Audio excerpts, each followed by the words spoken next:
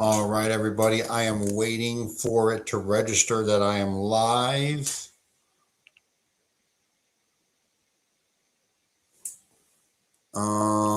Waiting for it to when using Restream. And how long does it take for a person to actually show up as live on X and YouTube after you hit the go button? All right, everybody. I'm still loading up. Excuse me. All right. All right, here we go. Finally. All right, show is finally live. Excellent. Okay, we're good. Everyone share the show, restream. I hope the camera is in portrait mode, not landscape mode, if it's all set up right. I'm using restream. I might have to buy the full version for this to actually work well. But Benjamin Netanyahu, hold on, I'm checking right now if this is actually showing up. Benjamin Netanyahu, it's breaking news today that Benjamin Netanyahu has cancer. And that's the good news. The bad news is the same day that we find out Netanyahu has cancer, we find out that Netanyahu beat his cancer. Of course he did. Of course he did. Loading it up. Where's my restream? All right, yeah, technical difficulty right off the rip. Let me pull up my, there we are. All right. So, where's my Benjamin Netanyahu freaking story? Oh, I'm having, there we go. Okay, here it is. Benjamin Netanyahu. Yeah, I fact checked this. So Benjamin Netanyahu has cancer. He announces he was diagnosed and treated for prostate cancer. Now, you guys remember the past couple years where, going back like 2 years ago, Benjamin Netanyahu had cancer.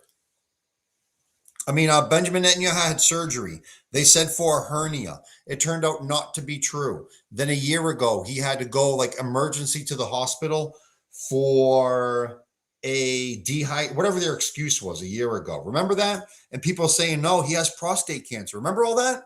Someone had inside information because it was leaked that he had cancer. It was leaked. That was leaked. So someone knew. Someone had inside information. Ooh. So they're saying that he had cancer and that he beat his cancer. Guys, there's most likely more to the story than that. There's most likely more story to that. That is not really truly going to be believable at face value.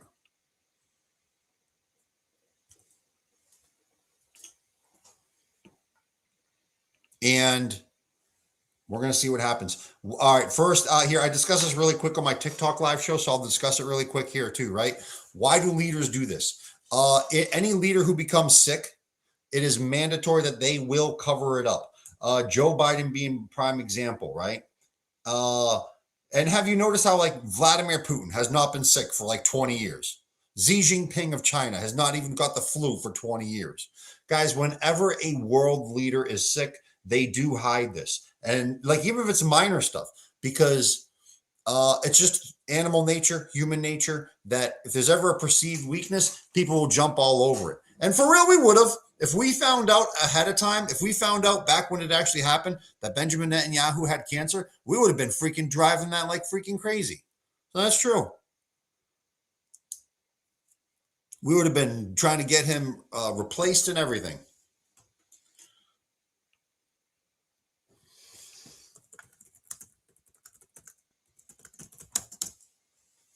Benjamin Netanyahu.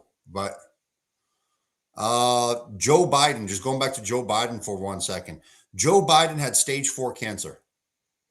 Joe Biden had stage 4 cancer. And they hid that. He also had dementia. They tried to hide that, even though it was in full display for us. They say that Donald Trump has got some medical issues. Donald Trump's age is really, really up there. And Donald Trump has shown some physical signs. There was one thing with like a patch on his neck and a big giant patch on his hand one time. Is Donald Trump going through some medical issues? I mean, that's up to speculation.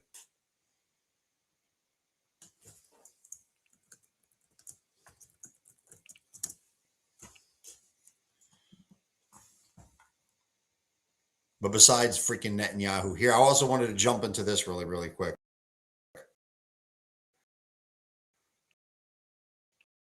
Hold on. Oh, I'm going to go into the Southern Poverty Law Center too. Zionist. Get back now! Breaking news. The footage shows an Iranian man walking with his 2 children while being verbally harassed by a Zionist Persian monarchist. The same earlier today, April 22nd, during a protest in London. The suspects are linked to Zionist Persian monarchist groups and are described as highly aggressive. Authorities are urged to conduct a full investigation into the incident.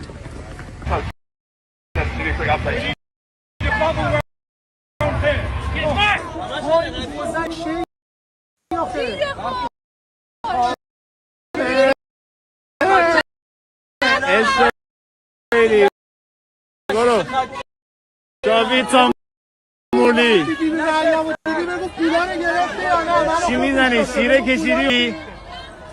You're not Iranian, you're from Israel. You're Israeli. You're not Iranian. Ask the police to remove you. You're Israeli. Stop discussing peace. برو گو نخور برو بیرون فرقه‌های تخلوی رضا رو با چاقو زدن بعدم زدن یه فرقه دیگه شدن پهلوی‌های حرومه با چاقو زدن بعدم بریدن کمی شد با چاقو وای من بیایی جنایت پهلوی چیا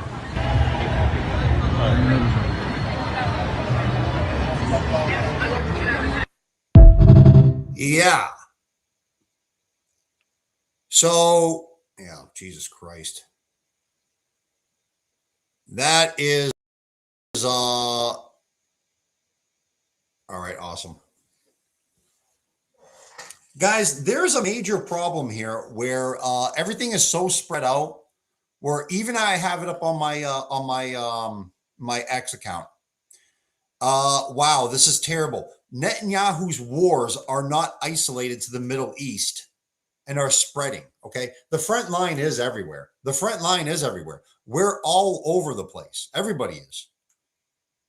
This is not like traditional wars in the past where people attacking each other are relatively isolated from each other besides the military. Dude, everyone is everyone's neighbor. Everybody is everybody's neighbor.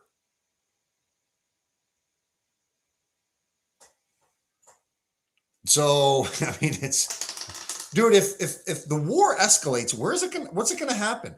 I mean, so like all foreign wars become civil wars within our country too, don't they? Especially in America. But all foreign wars become civil wars. And which direction, like, all right, Get back now! It started playing. Which direction is this going right now? Like, which direction are we going right now in America with Iran? The economy is only going to get worse. Every single thing that you hear on the mainstream media about the Iran war and the negotiations is completely false. That is not true. Guys, the losing side often fights louder. Those most guilty are loudest.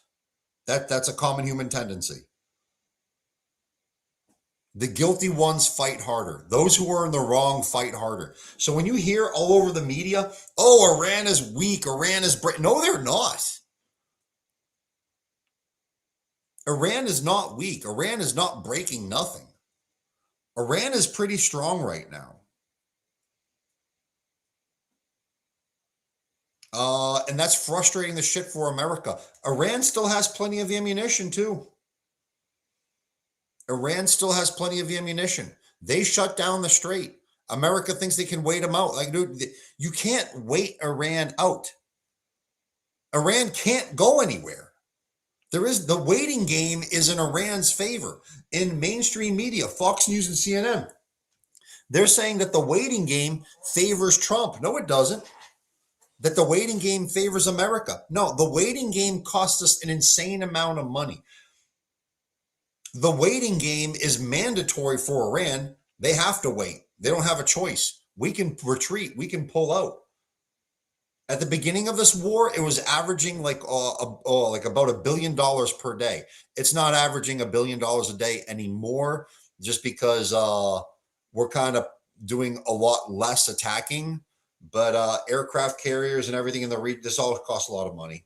So we're expending an insane amount of money per day to fight a war on the other side of the world. Are we going to send troops in? You can't win. Even Benjamin Netanyahu himself said you're not going to win this war from airstrikes alone. You need ground troops. But American government, the American public, nobody wants to send troops into Iran. They said they were going to, but then backed way off, didn't they? Remember how hard they were pushing to send troops into Iran? And then all of a sudden they kind of gave up on that story. They still talk about it occasionally, but they don't want to do that. So they're talking about maybe just taking Karg Island. Karg Island? I'll pull it up on the map so everyone can see what we're talking about here. Google Maps. Here, Google Maps. Yeah, let me pull this up. Here. Now I'm kind of, let me see. How do I do this here? I am, all right, share screen, add screen. Here, remove this.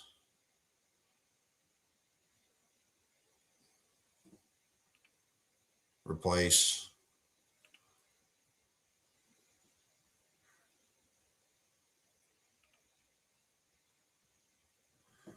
Google Maps, here it is, share.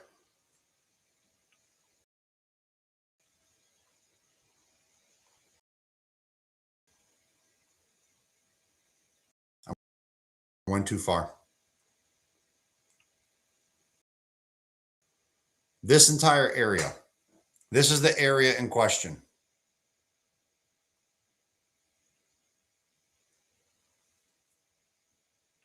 Oh man, I'm having it. There it is. Okay, that's the area in question right there on the screen. Okay, so I think my mouse is too small. That's the Strait of Hormuz, that big giant, like kind of point upwards where the whole entire waterway pinches in. Let me zoom in on that. All right, right here. That's the Strait of Hormuz, okay? Well, I mean, the Strait of Hormuz is a lot broader.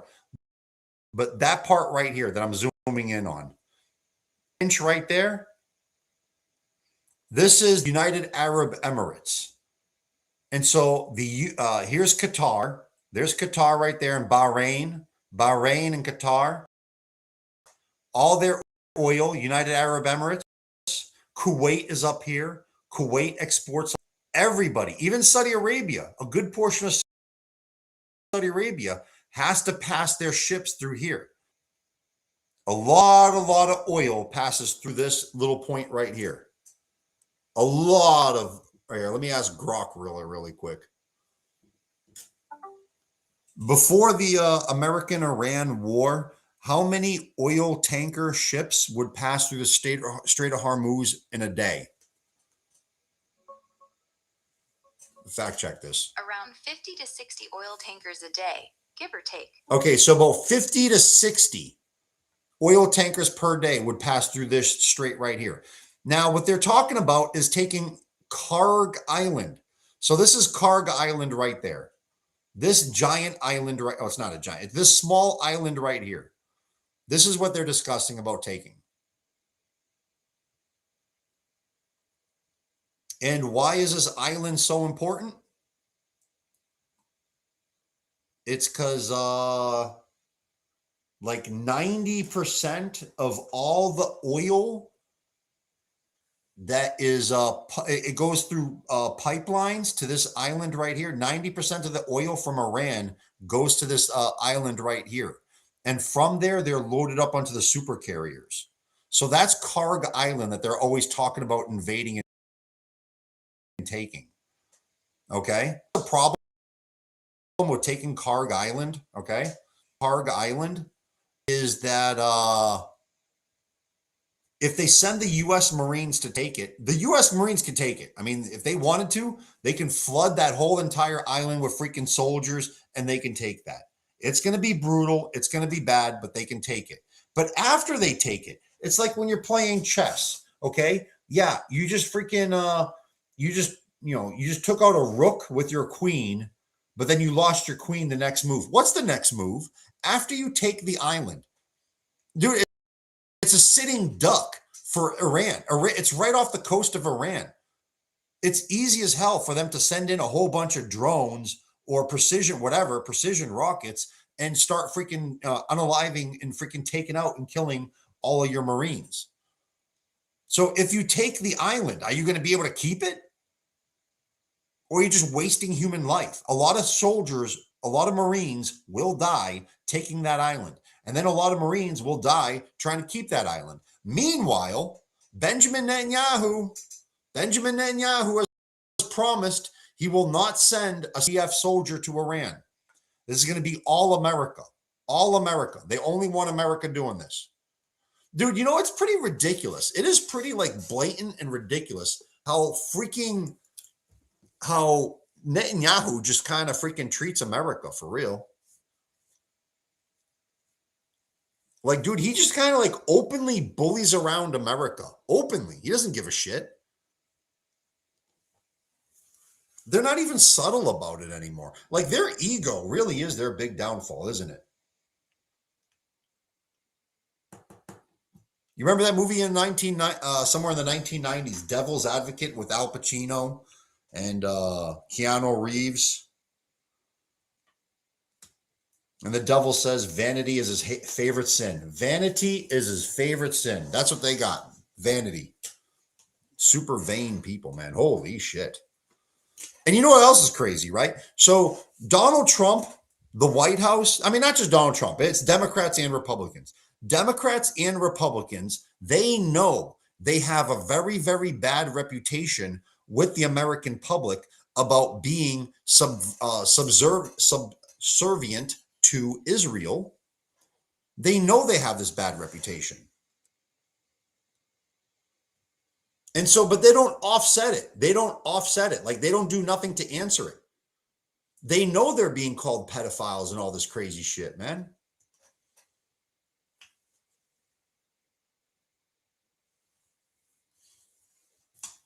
They know everybody, if you wish, if you're watching on X, if you leave a comment in the comment section, I'll treat it like a chat room and answer it that way. Phantom Wolf, I see you, buddy.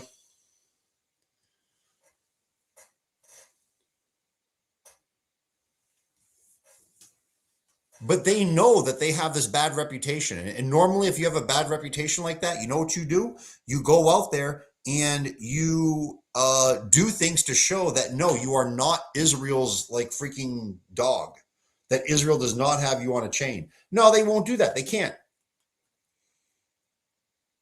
Iran and the whole entire world are making fun of America for the Jeffrey Epstein list, right? And they just sit there and take it. They would rather suffer under such a bad reputation as being known as like covering up pedophilia than to release the Jeffrey Epstein list and at least denounce shit. I mean, oh my God, it's not that hard to denounce Israel, denounce Jeffrey Epstein, but they won't even do that. That is how freaking compromised they are. It's freaking wild for real, isn't it? It's just freaking wild. All right, let me replace with, all right. I'm learning how to use the software as I go. I'm gonna go and I'm on the wrong freaking, pull this up. Southern Poverty Law Center. I'll talk about that in a second. Should I go with that story now? What other story I was going to go with? Lebanon. Let's go to Lebanon for 1 second, man. In Lebanon, every single journalist you see in this picture right here, they've all been killed by Israel. All of them have been killed by Israel. Every single person you see in the picture right here.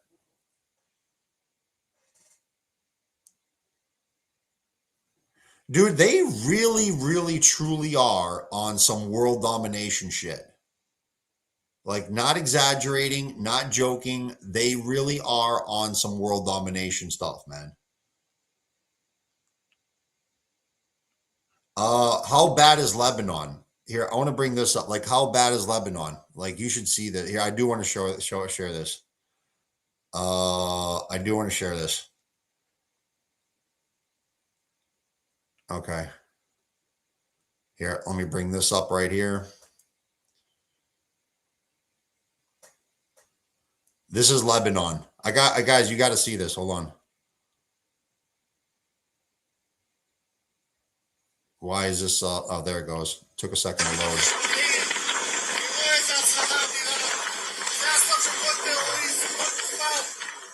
All right, I'm gonna turn the volume off for 1 second, right? But I want you guys to see this. Okay, so this video right here is an Israeli soldier in a Humvee driving through Lebanon. That's Lebanon. That is Lebanon right there. That is Lebanon. You see nothing but rubble. It looks just like Gaza. That is how bad it is in Lebanon right now. Dude, they've turned southern Lebanon into a freaking just rubble. They've turned southern Lebanon into just rubble, man. It looks like Gaza, does it not? This is how bad it is in Lebanon, guys. They've completely destroyed Lebanon. Look at this.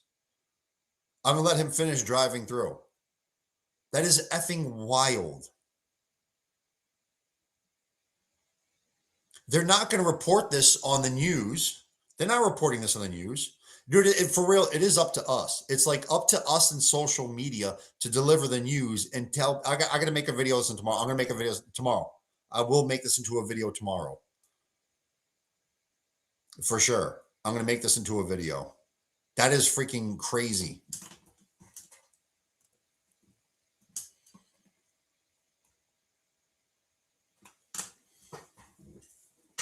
Oh, man.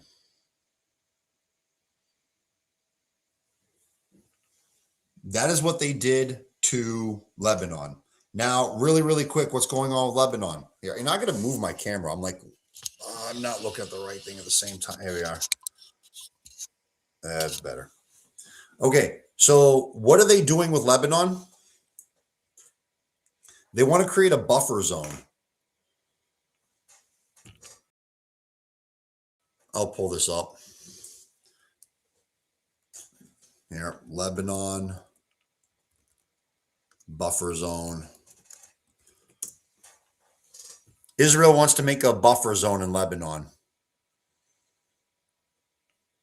Can I get some images? Yeah, I'll just pull up on maps, right? Here, I'll just do it that way. Make it easier and faster for myself. All right, share screen, shrink screen. I'm learning new software. I'm learning it pretty quick though, aren't I? Share. There it is. Okay. Let's go over to Israel and what they're trying to do. The fake state of Israel. Here, can I get a freaking, I want to blow this up a little bit better. Oh, that's so much better, isn't it? All right, the screen looks better. Like, I'm going to keep the screen like this. Okay, so let's go to the northern part. right here is northern Israel and southern Lebanon. What they want to do is pretty much wipe out the entire southern Lebanon. They want to wipe out all of southern Lebanon. Oops, hold on. Right here. All right. They want to wipe out all of southern Lebanon, make it like a no-go zone, okay? And that would be like what they call a buffer zone. So that nobody can go even close to Israel. Kind of like they were creating a buffer zone in Syria. Here, let me get the layers. Do it terrain like this. There we are. Maybe that's a little bit easier. You can see the dark lines for, all right, my mouse is actually showing up on the thing too. You know, I kind of like this this multi-stream software. It's actually it works out pretty well, doesn't it? So this is southern Lebanon. They've already done the same thing in Syria, against Syria. They made it like a big giant no-go zone. You see this area right here? It's surrounded not just like thick dark lines, but like dotted lines, dashed lines. This area right here in the center. So that there's a huge amount of just wasteland between Israel and its neighbors.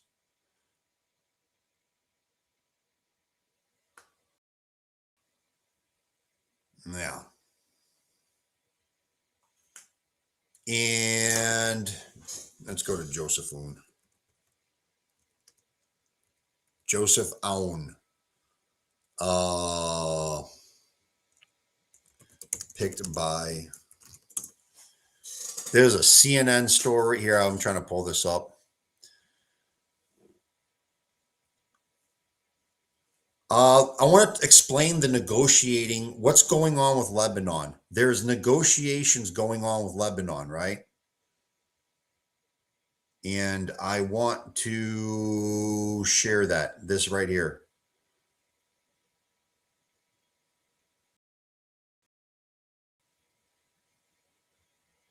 Oh, I hit the wrong. That's not what I'm trying to show. Replace Joseph. Here it is. CNN story. That's it right there. Okay. So U.S.-backed army chief elected to Lebanon's president. He's ending. All right. So this is CNN from like a year ago, a year and change ago. This is Joseph Aoun. He was put in charge by Israel and America. He's a puppet leader. Israel and America put this guy in power, okay? He was there for Zog. Now, why am I explaining this is because you kind of need to understand this. So Iran and America are trying to negotiate, all right? Iran and America are trying to negotiate a ceasefire. Trump actually secured, remember this, Trump secured a ceasefire. There was a very, very short-lived ceasefire with Iran. And then Israel blew up that ceasefire negotiating because a couple of the points that Iran put forward was like, okay, we're going to have a ceasefire, but part of the conditions is Israel cannot attack Lebanon anymore. So Iran put that point into negotiating, and Donald Trump agreed with it. And then it's like within hours, Israel launched one of the worst attacks on Lebanon for a long time. They killed 250 civilians? They did that on purpose. They did that on purpose just to destroy any ceasefire negotiating between Iran and America. Israel tricked America into this war, and now they have the power to keep America into the war while also disassociating any responsibility. Israel's not spending any money in this war. Israel's not losing any troops. Israel's not losing any airplanes. Every single soldier that died in this offense against Iran has only been American soldiers.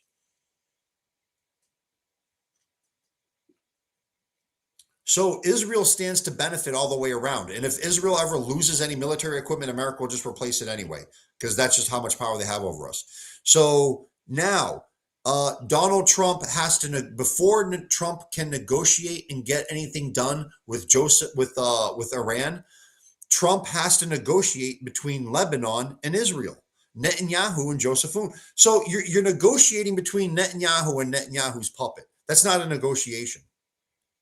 And Netanyahu is asking Lebanon of some things that they can't possibly agree to. So Netanyahu asks for things impossible. That way, Lebanon can say no, and that it makes it look like Lebanon is destroying all peace negotiations.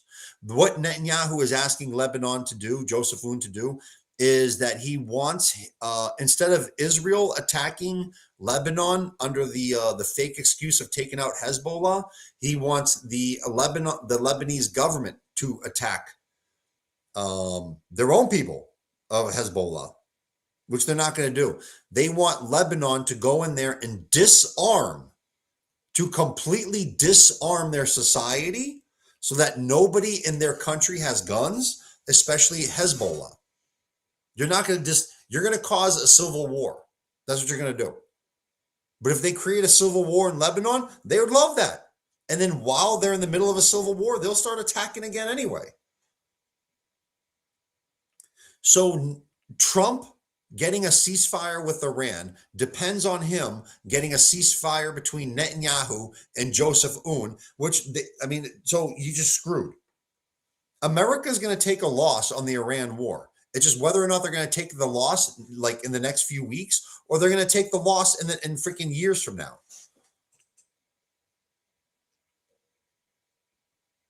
Because that's what it's going to be. It's going to be a loss. You can't win this war. Trump he took a chance. Trump was tricked by Netanyahu. Tricked. Joe Kent, the guy who was U.S. Special Forces, and also he was so damn good in military special forces that the CIA recruited him for black ops. And after he was done with the CIA black ops, he went into American counterterrorism, and he was the one who resigned from his position a few weeks ago. So that in protest of the Iran war, and he said that Israel pushed us into that war. And Joe Kent said that there's only two options. I mean, there's always a third option, an option X that you can't foresee. But Joe Kent said that America is gone to war with Iran because Israel pushed them to. They said they either did one or two things. They either tricked Donald Trump or they just straight out blackmailed him, threatened him. Exploring option A. Remember, Israel not just controls most of Congress and our media. Dude, they control a lot of our intelligence agencies, okay? They are constantly feeding the president bullshit. A lot of the staff members report freaking to Israel, for fuck's sake. Excuse my language. Look at George Bush, for example. Like George Bush, I believe, I read a book by Joseph Wilson. It was called The Politics of Truth, and he had a lot to do with all the behind-the-scenes stuff. And he said, the president of the United States was lied to. Imagine you're the president of the United States back at right after September 11th. Right after September 11th, you have the CIA lying to you, but you don't know they're lying. The CIA is lying to you. The military is lying to you. The entire media is lying to you. All your advisors are telling you, oh yeah, Iraq and Saddam Hussein are hiding weapons of mass destruction, something to do with 9/11, and they're funding terrorists. It's all a bunch of lies. But if you're the president of the United States, first and foremost, you have to rely on somebody for information. And every single information outlet that goes to you is freaking handled. Your vice president, Dick Cheney, is working on behalf of freaking Israel. The military, the CIA, is handing you fake information, blaming Iraq. And so the Iraq war happened. Now, I don't think, I mean, I think most people think the same way I do on this. It's like Donald Trump is not naive. He knows it was a bad idea. And we know it was because he was for years, Donald Trump was talking crap about the Iraq war and how bad the Iran war would be. He would make fun of Obama for being too weak and getting pushed into the Iran war. And same thing with Biden and Kamala Harris. And then he was the one who ended up going to the war. So I think he knew this is a horrible, bad idea. But he still possibly could have been tricked because look, when they flipped over, guys, they flipped over Syria in what, 11 days? In 11 days, they completely took over an entire country in 11 days. Then they took out Venezuela in one night. So they're like, hey, listen, you know, if we can flip over Syria in 11 days, if we can flip and remove the leadership of I'm sorry. If we can flip over the entire country of Syria in 11 days and take over Venezuela in one night, right? Then surely if we could take out the top 25 of Iran's top leadership, wipe out the entire top of the leadership, and have a fake revolution, put in Reza Pahlavi, and then everything like that. And so it was a gamble. But I mean, hell, they did Syria and they did Venezuela. So why not, right? Hey, we could take out Iran. And so they rolled the dice. And they did. They wiped out the top 25 of the leadership of Iran. And yet Iran stood. They weren't expecting that shit. They weren't expecting Iran to hold down the Strait of Hormuz, were they? So your plan failed. And now,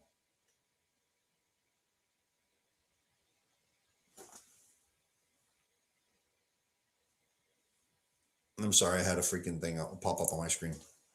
So your plan failed. And now you're stuck in a position where you can't go forward anymore. There's no invading Iran. And you can't back out without looking absolutely terrible and just like you just destroyed America's reputation.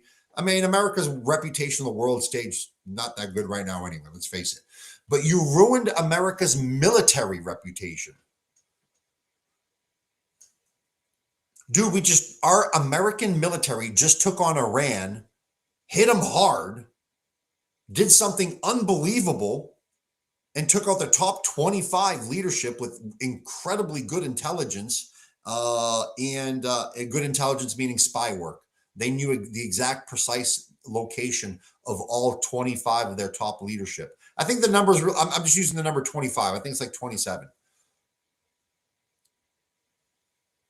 So they took out the top like freaking 25 of the leadership of Iran, and they blew the hell out of the military, and Iran still stood. I mean, that is impressive. Hats off to the Iranian people, for real.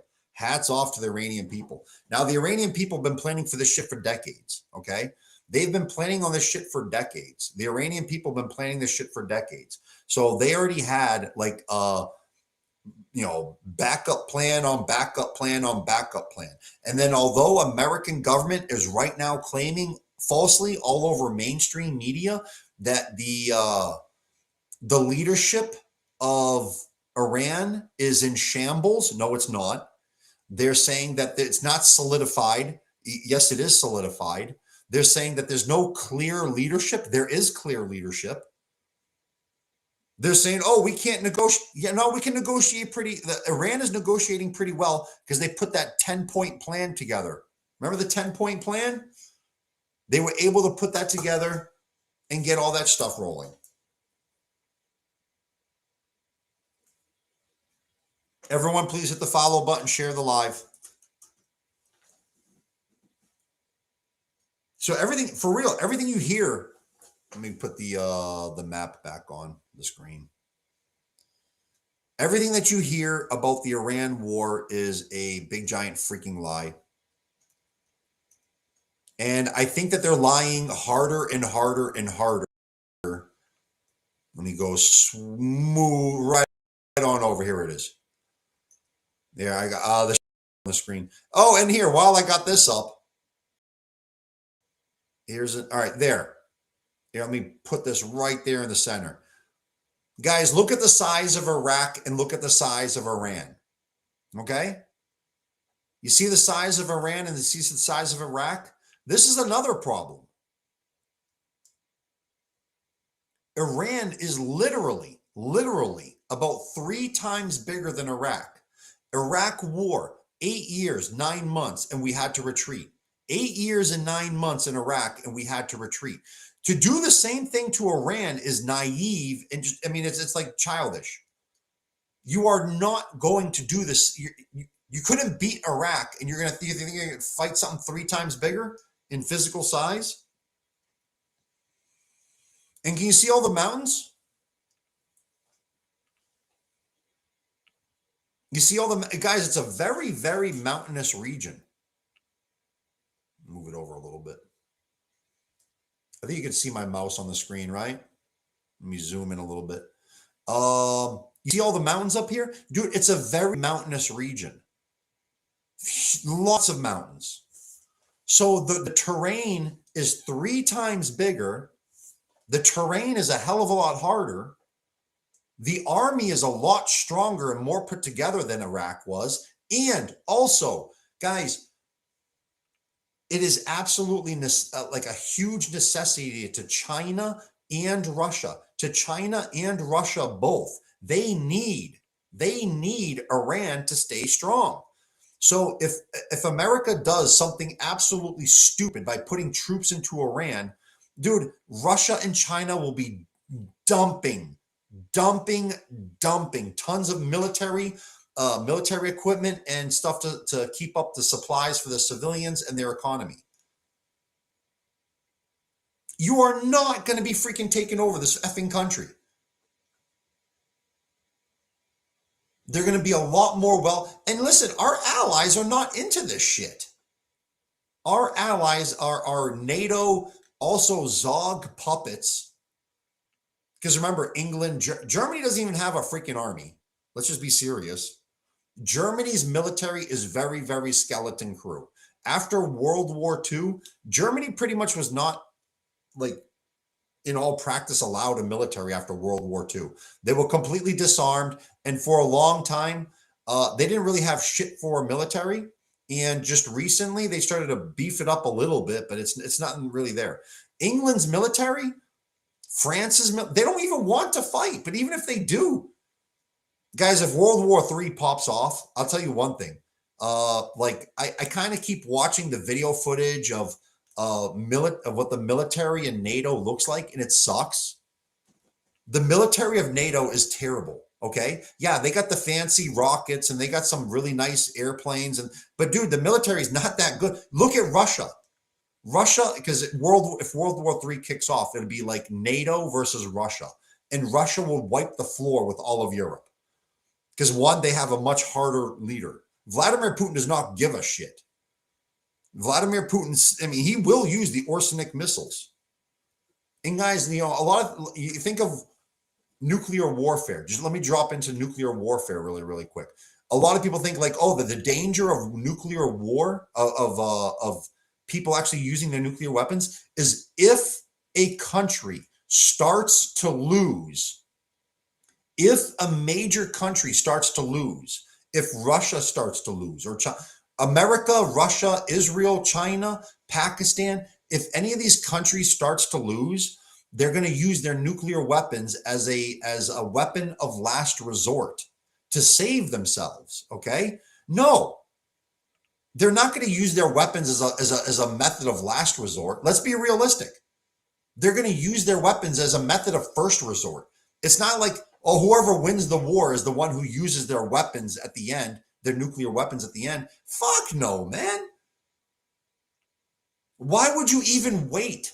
If you're in charge of Russia, or if you're in charge of China, or if you're in charge of Israel, I know it's hard to even pretend you're an Israeli, but if you're in charge of any of these countries and you have nuclear weapons and there's a threat of other people with nuclear weapons around, dude, you better freaking hit them first.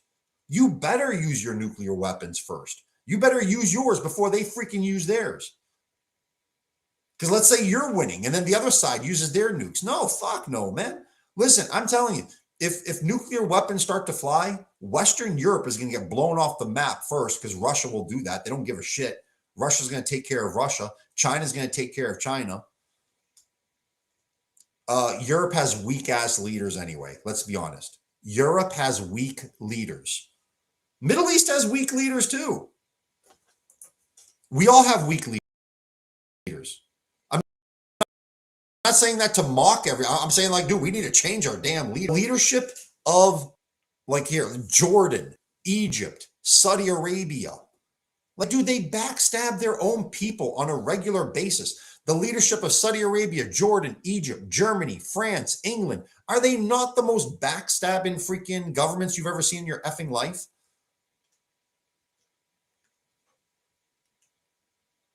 We need a whole, not just a few regime changes. Dude, we need a whole bunch of revolutions. We need a whole bunch of revolutions. That's for damn sure. Europeans are disgusted with what European leadership has done with Europe.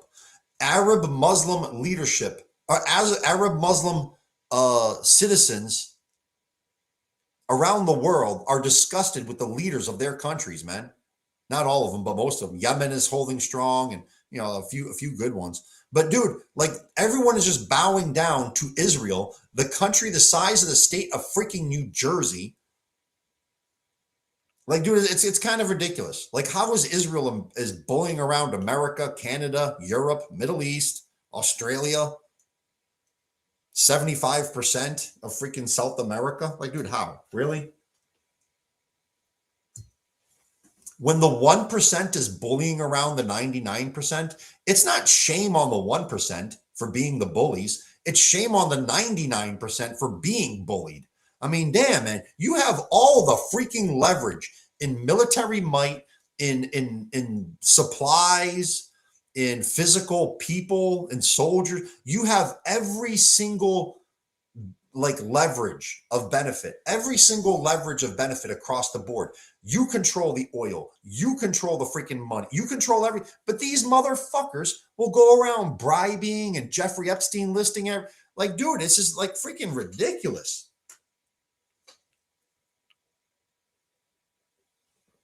It's a world of little fish eat big fish. How the fuck is this even happening, huh? No, we need a freaking multiple revolutions across the damn world. Here, you know, here, just because I was talking about Reza Pahlavi, let me switch over to video of Reza Pahlavi. Let me pull that. That guy is hated. They hate Reza Pahlavi. Reza Pahlavi. Where's the switch screen? Replace with this. Share. All right, there we are. Here, I want to bring up Reza Pahlavi recently. Well, I shouldn't use the word. Reza Pahlavi was someone ran up to. Here, let me pull in his name.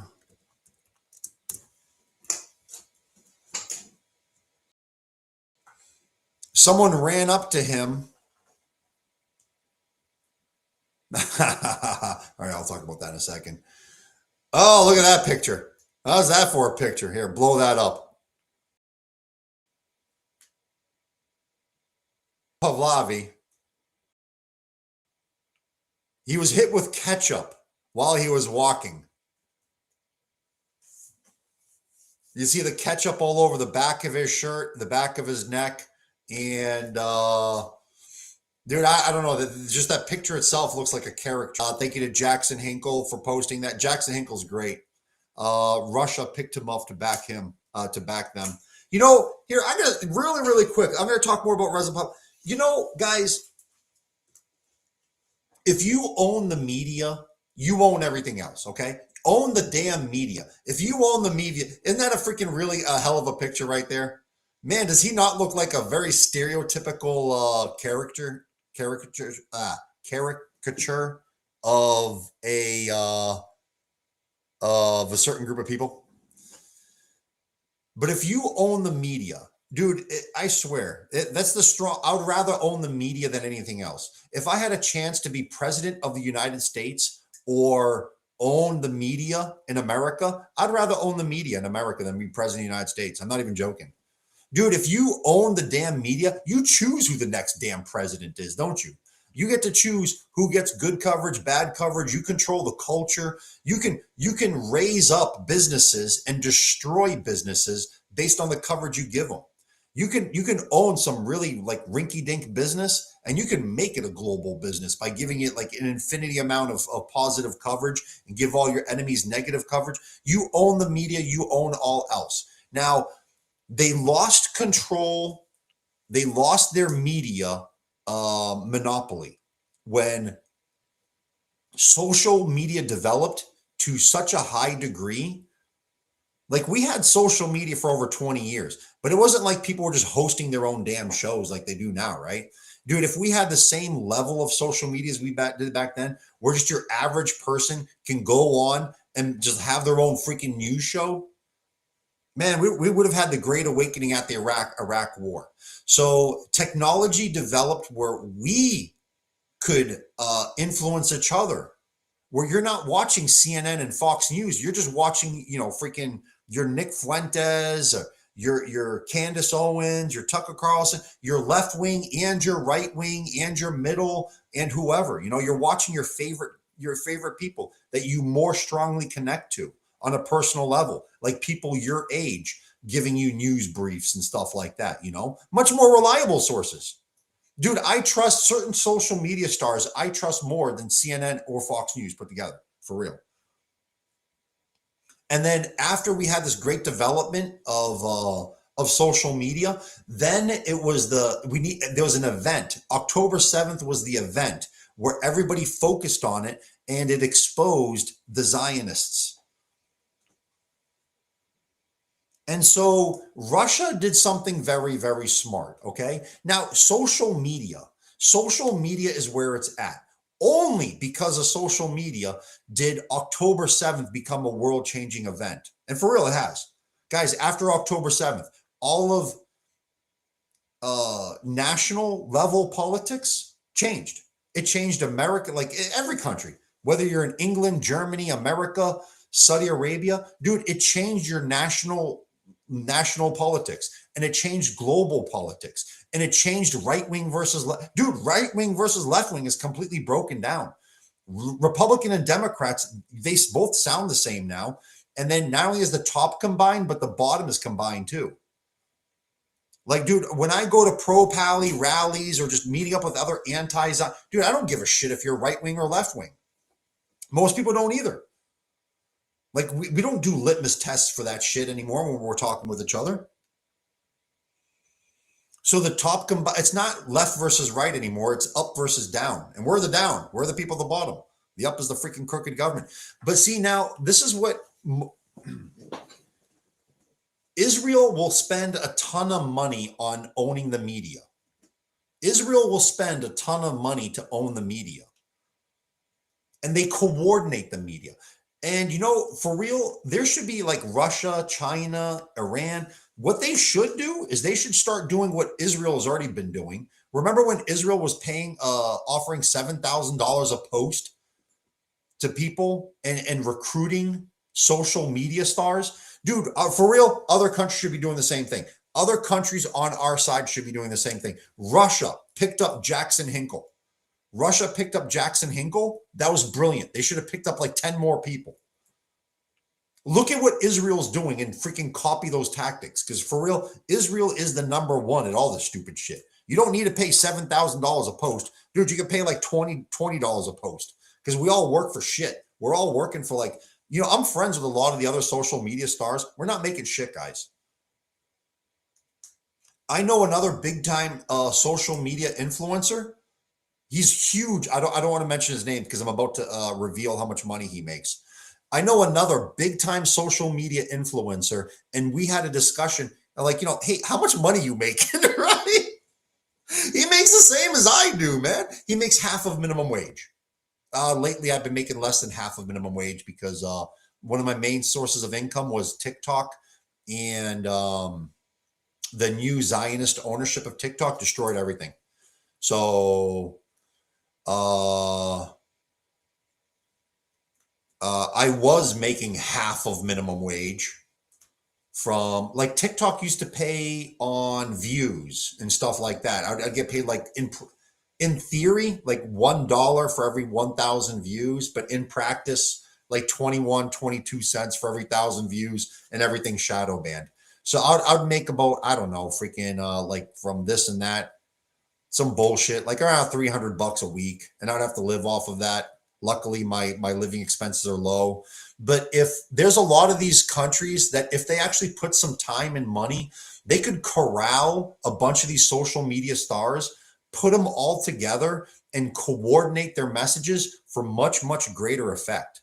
Russia picked up Jackson Hinkle. They should have picked up 10 more. China and Iran should really, really be aiming to pick up some social media stars and get them all together and freaking really, really amplify. Because listen, when you got like 20 social media stars doing their own damn thing, that's whatever. You can have a lot of output, but like, let's say all 20 social media stars will focus on the same message, and just as importantly, use the same vocabulary.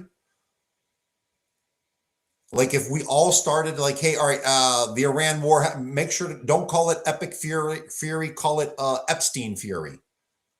And then if we're all coordinating around the same exact language, that language shapes perspective. Like the choice of words that we use could be more selective, and language shapes perspective.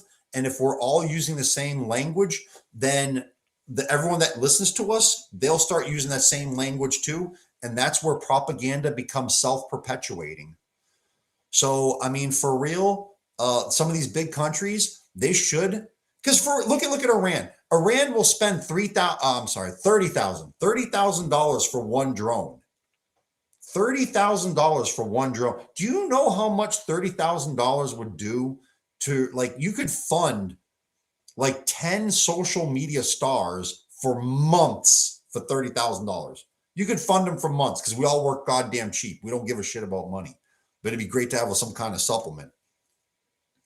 And then you could really, really do a lot more damage and have a lot more message and have a lot more people on your side coordinating with a whole bunch of social media stars than you could do with one drone. You know what Sun Tzu's Art of War said? Sun Tzu's Art of War talked about spies, okay? It talked about spies. And it said that you're supposed to spend, like, you know, one spy is worth more than like 10 soldiers. One spy is worth more than 10 soldiers. And you are supposed to pay them well. Yeah, pay them freaking incredible amounts of money because that's what your spies are. And like, you know, influencers, you can kind of take them as spies. Every single person that works for CNN or Fox News are working on behalf of Israel to influence people. Okay. So you can kind of count them as spies. It's not incorrect to call them spies. It's not really stretching it that much, but you're supposed to spend a ton of money on, like, that's your main focus. Own the media. Own the media, own the media. Right now, social media just completely broke free.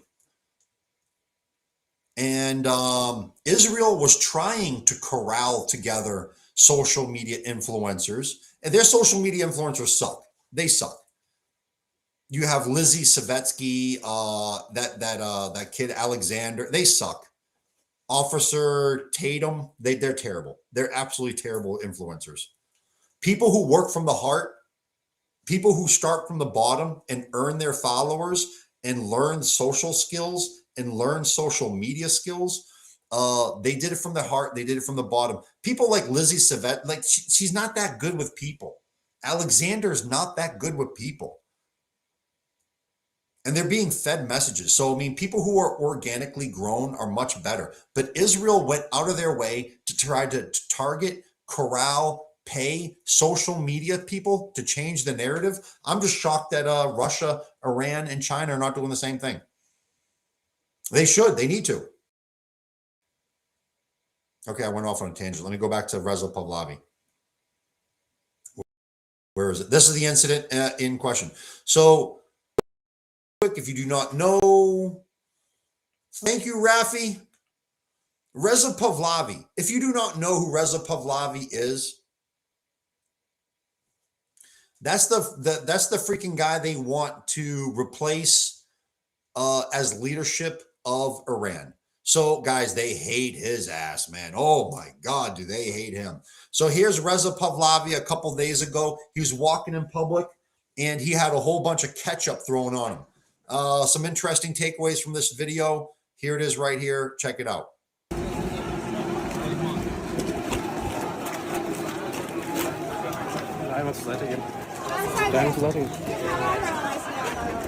All right, I'm going to pause right here. Here's Reza Pahlavi right there in the blue suit.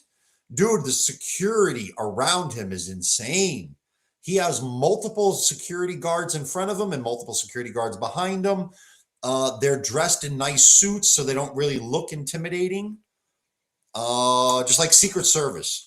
Secret Service dresses in nice suits. They intentionally, like I was reading like even when the Secret Service was with the President of the United States in Hawaii, regardless of they'll actually wear like Hawaiian type shirts and stuff like that so that they can guard the president and be like subtle, like quietly strong. All right, here's Reza Pahlavi. He's talking to this reporter right here. And then, all right, that's it right here. He gets sprayed from behind with ketchup. I'm going to pull up a better angle in a second, but watch the insanely quick response time of his security. Look at that. Boom. The guy has 1, 2, 3 guys on him immediately. 3 dudes on him immediately. Oh, and then another 2 come running over. And then boom, this 2 security guards quickly get right to him and escort him away. Look at that. And then the one just runs guard, pushes away the camera people. Look at that. That's freaking here. I want to pull up the same thing from a different angle, man. And where's the other angle? I'll show you some thing. Or is it? Or I know it's a different angle that exists. There's a much better angle of the same event. Oh yeah. Here, let me stop at this real quick. Boom.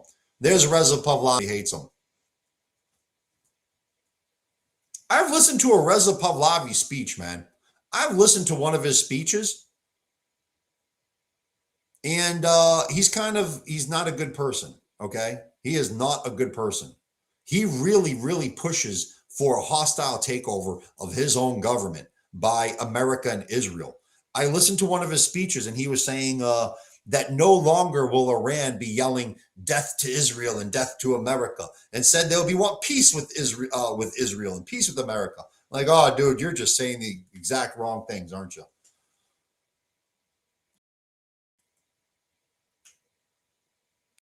Oh. Yeah. Oh, here. And then I'll show son here. Can I freaking center my screen a little bit better? You know, how does this look? Okay, that's good. Here, I gotta play this. I made this video and it went super viral. So somebody prank called Reza Pahlavi. Okay, Reza Pahlavi was prank called by a person with a tiny little mustache, his hair swept to the side, and he was calling himself Adolf. Dude, I don't know how the hell this guy actually like bypassed and talked his way through security to have a live screen recording to pull off this prank. But watch this prank. The next leader of Iran that Israel wants to put in place just got the biggest prank call, completely ended his career. The prank caller called himself Adolf and had a familiar tiny little mustache and certain hairstyle. I need to assure you that Germany army is ready to launch military actions in Iran now. You know, we have Taurus missiles. So our intelligence is ready to start bombing Tehran. Okay, well, the more we have as part of this coalition vis-a-vis the regime, the better. In fact, so it doesn't isolate just the Israelis and the Americans in this. That's certainly a welcome. A Russian comedian pretending to be Adolf just said he will bomb and invade the capital of Iran. And Reza said not only is it okay, but he welcomes it. This interview actually went on longer until Reza's secretary figured it out and pulled him away immediately. But too late, damage done, and the assassination of character can be even stronger than assassinating the person themselves. Supreme Leader Khamenei is stronger and more respected in death, while Reza will be forever the prince who sold out. Ain't that something? Dude, there was some Russian comedian pretending to be Adolf Hitler telling, yeah, I'm going to bomb your country. And the guy's just rolling along with it. Like, you know, it's not just that he's a sellout. He does not really convey a person of, like, if you listen to his speeches or just like that little clip right there, he does not convey a person of strength and a person of shallow, and I shouldn't say shallow intelligence. He's a person of naive intelligence. I'll put it that way. Because listen, some people can be very, very smart, but they grew up very like rich kids. They grew up very, very rich. They grew up and they lived in like college campuses their whole freaking life. And that's about it. They never really had to work a hard damn day in their life. So they're it's like intelligent. They're smart people. They can be book smarts, but they don't really have, they don't, I mean, come the freaking hell on, dude. A guy pretending to be Adolf with a little tiny mustache, just, you know, told you he's going to help you blow up your country. And you're like, yeah, I agree. I mean, come on, man. He's a sellout, but he grew up in like not rich America in like a very posh lifestyle. What freaking hell does he ain't gonna lead no damn country. He's a sellout, but he's not that type of dude, man. He's not that type of dude. So Reza Pahlavi had freaking was just a person that had ketchup thrown on him. So look at the security on his ass now. Look at this security. Okay, what you're seeing is that he's on stage, and between the stage and the barrier, that's like what, 10 feet of space? And he's not in the front of the stage. He's way behind the stage. He's in a glass that I'm assuming that's bulletproof glass. I'm assuming that's bulletproof glass. I mean, not just because of the circumstances, but I don't know if you can see it from here. If you can see my mouse, can you see how thick that glass is? Dude, that literally looks like 2-inch thick glass at least. So that looks like bulletproof glass at the back of a stage. So he's like 10 feet away from the edge of the stage, another 10 feet in front of the stage where the freaking barrier is, and like in a ridiculous amount of guards. So this is his new security. No more walking around in public. Yeah, because they want to take this guy out, man, for sure. در ذهنیت عمومی ملت ایران فراموش نخواهد شد. This is Germany. ما 50,000 نفر کشته ندادیم که تنگه هرمز باز بشود. Paid protesters.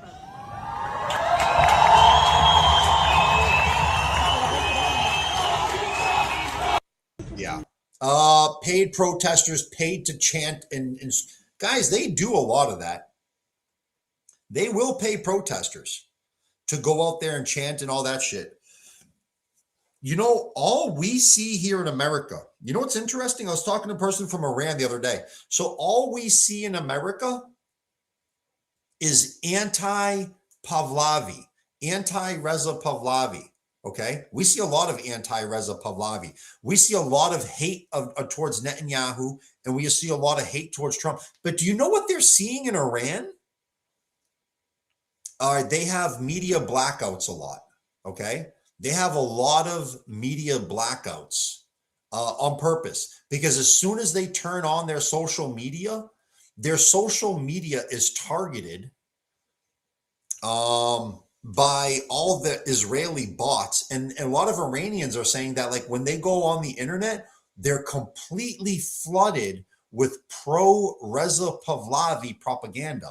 I'm like, wow, that's extremely targeted, because we don't see none of that over here, do we?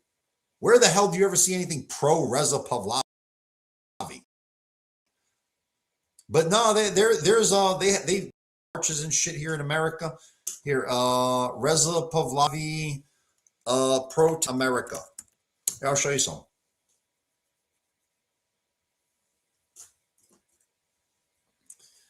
All right, they're just kind of showing freaking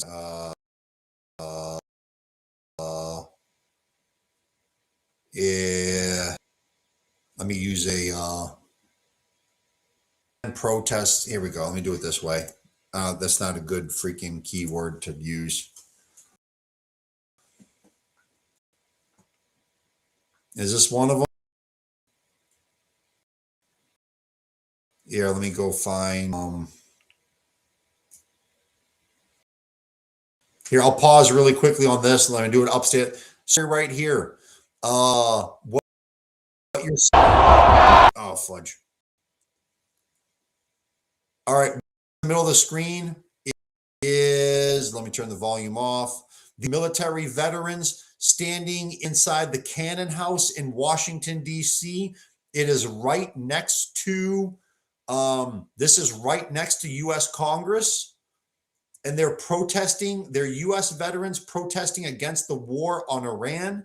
A lot of military personnel feel, and rightfully so, that the Iran war is unjust, that Iran is not a threat to America, and that we're really doing this only on behalf of Israel, which is all true. And so here's a bunch of cops having to arrest all these protesters. What inside the Cannon House is a whole bunch of U.S. congressmen right down those same hallways. That's like the big foyer when I've actually been in there. I was by coincidence, I was in that same foyer like a month and a half ago.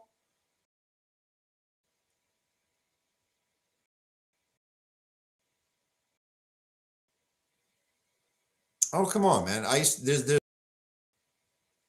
nope, not it. Okay, they're paying for protesters here in America. And with Reza Pahlavi and encourage of Iran. The anti-Iran propaganda we have here in America. You know, dude, our propaganda fell apart. The anti-Iran propaganda is just terrible here in America. I mean, it's atrocious. Dude, they're beating our memes. With Lego memes, they're beating our ass. They're memeing us to death with Legos. Dude, you can't make this shit up. Hold on, I just did a video on this recently. Hold on. This is it right here. Hold on. Actually, it's kind of at the bottom. Watch. Hopefully this pops up well. All right, watch the top of the screen. This is what they played on the news. Listen to what the news said about the Legos. Our Lego war actually made the news. Joining us, MS Now Justice and intelligence reporter Ken Delanian, along with Ben Rhodes, who's back with us. All right, as we were talking about in the break, soft war used to be our purview, and with artificial intelligence and social media, it's very easy to use. The Iranians seem to have a pretty good handle on this. They sure do. I mean, we invented the internet, we invented artificial intelligence, and yet this murderous theocratic regime is using those technologies to win the propaganda war with these very clever, very compelling videos that go right to the heart of some of the weaknesses of the arguments being made by the Trump administration.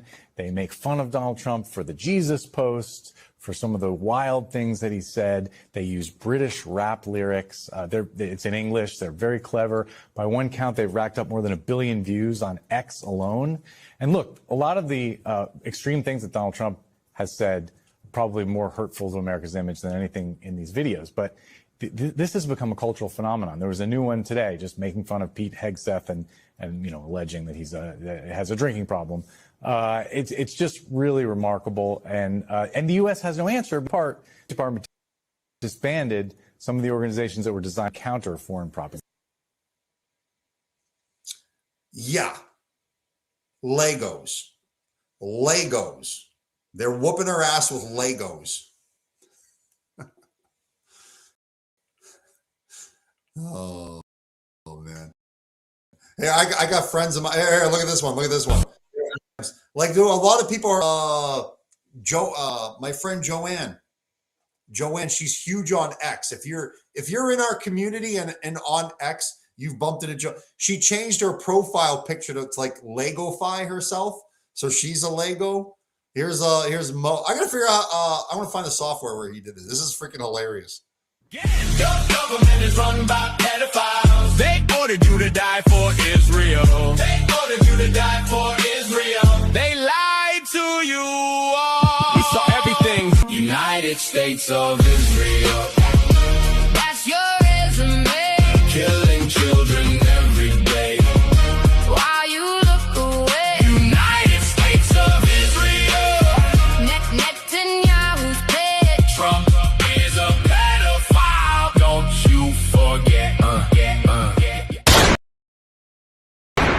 Boom.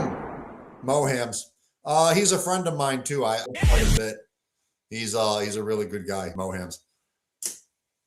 Legos. They're whooping her ass with Legos.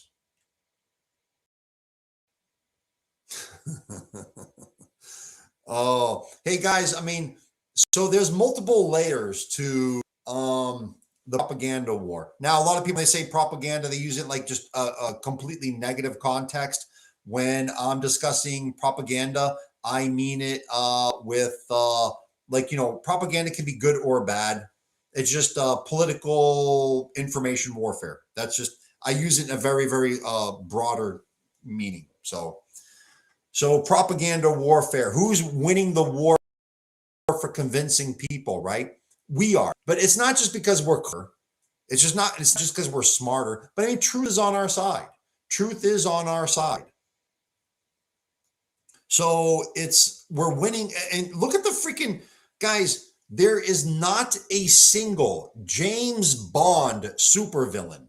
There is not a single James Bond supervillain worse than Benjamin Netanyahu. I'm not even exaggerating. Dude, was there ever a supervillain that freaking killed 20,000 kids in 2 years? Was there ever a James Bond supervillain that has like bullied freaking multiple governments? I mean, multiple governments. Like most of the superpowers on the earth are bullied down by this man right here. Like this, he is worse than most supervillains, than any supervillain out of the James Bond movie. Okay, worst super. And here's another crazy thing too, man. Boy, it's like all these freaking people, they're all creepos, aren't they? They're just like, look at Rabbi Shmuley. Rabbi Shmuley, he's just like, these are some creepy bastards. They have creepy names. They have a creepy look. Like Rabbi Yehuda. Hold on, Rabbi Yehuda. That's his actual name too. This is the guy who's I might have spelled his name wrong. Rabbi Yehuda. I'm probably spelling his name wrong. Who's in charge of telling America what to do on the world stage? Rabbi Yehuda.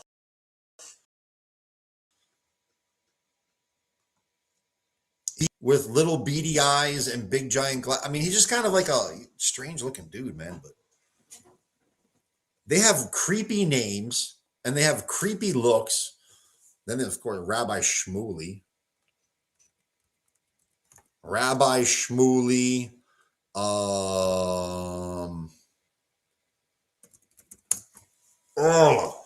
my God. Where's the Rabbi Shmuley?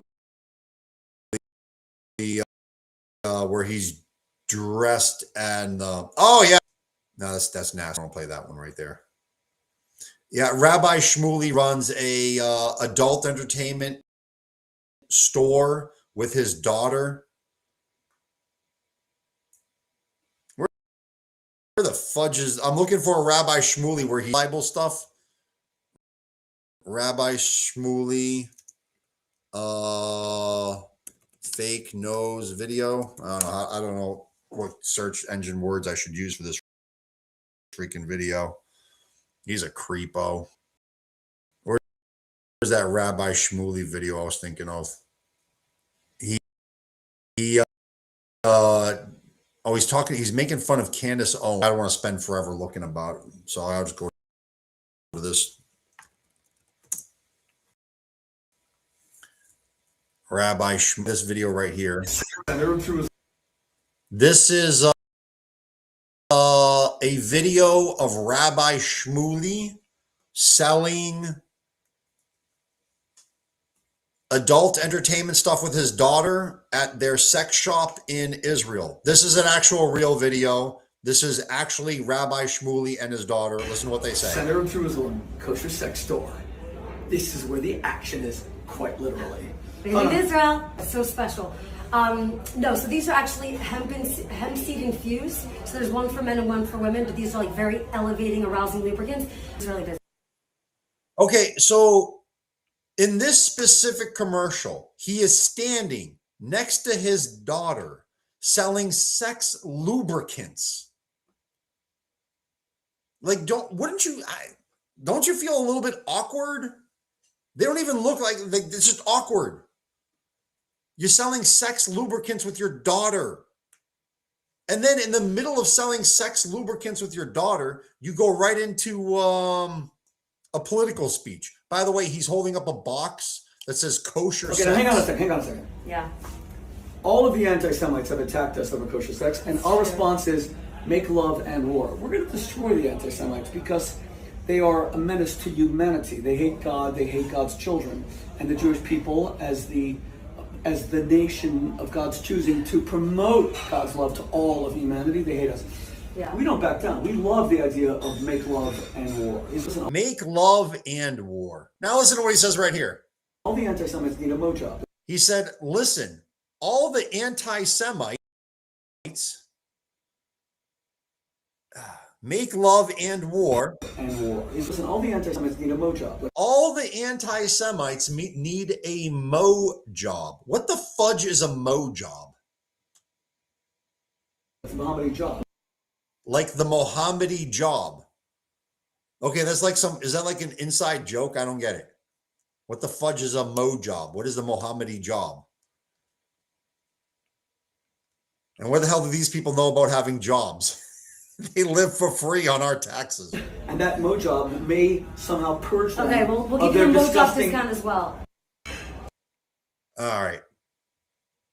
Dude, you can't make this shit up. These are the worst supervillains in history. Freaking Roman Empire or the Persians were conquering shit and doing stupid crap. The Egyptians, the Romans, the Persians. At least they looked cool when they did it, you know?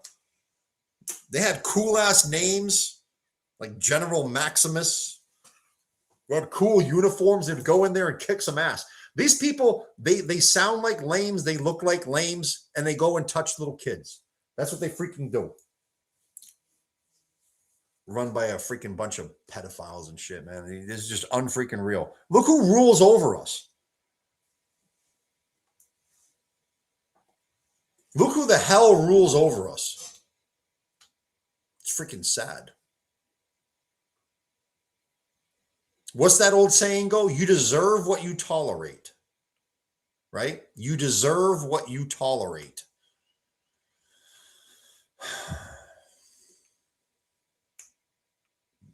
Fudge everything.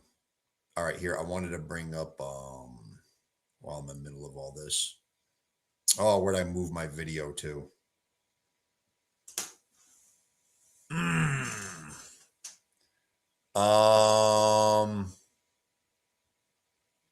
I wanted to, all right. I had something I wanted to bring up. I just want to remember the hell I put the damn video. Hanoa, right? It was spelt Hanoa. Is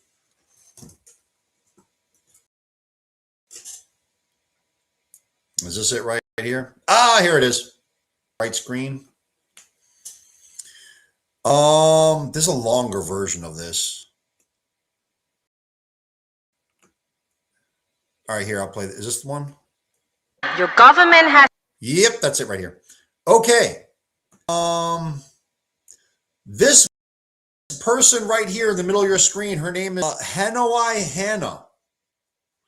Going back to the Vietnam War. I like this as an interesting story. So this woman right here. So American soldiers in Vietnam, they had radios. And so this woman right here was one of the people who just fill the radio waves with propaganda. And they said that this was incredibly effective propaganda. Like it really, really, listening to her voice would demoralize the troops. But I mean, listen, it's because they're speaking truth too. Because I mean, listen, propaganda is not that effective. It's a little bit of effective, but if it's a bunch of lies, like if you have a whole bunch of Zionists yelling at you to try to discourage you, it can be motivating. Listen to what she was saying on the airwaves to all the American soldiers. This is famous. Чего ты там пиздишь? Ah, dang it. No, that's the Russian version. Give me that. Where is it? That's a short version. I want the, give me. You to die. Your government has abandoned you to die. GI, do not trust them. Defect, GI. It is a very good idea to leave a sinking ship. They lie to you, GI. You know you cannot win this war. Your rich leaders grow richer while you die in the swamp, GI. They will give you a medal, GI, but only after you are dead. Your government lies to you every day, poor soldier. You have lost this war, GI. Your army will leave you behind. Imperialists make you fight this war, GI. They do not care about you. GI, your government has betrayed you. You will not return for you. GI, your airplanes bomb your own men. You are not safe here. Your government. That was highly, I'm bringing this up because there's a girl who's doing the same shit. She's freaking. I'll bring up our girl in a second. You are medal, GI, but only after you are dead. Your government lies to you every day, poor soldier. You have lost this war, GI. Your army will leave you behind.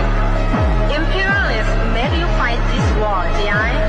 They do not care about you, GI. Your government has betrayed you. You will not return for you, GI. Your airplanes bomb your own men. You are not safe here. The skies are dangerous, GI. They will give you a medal. This girl is the inspiration of our modern day Hanoi Hannah. All right, here, let me flip it over to.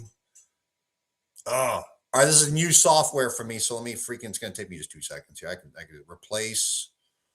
It would be. Oh, I have to take a guess. Oh man, I have a whole bunch of windows. Give me one. It's one of these. I think it's this one right here. Share screen. Is that the right one? Nope, wrong one.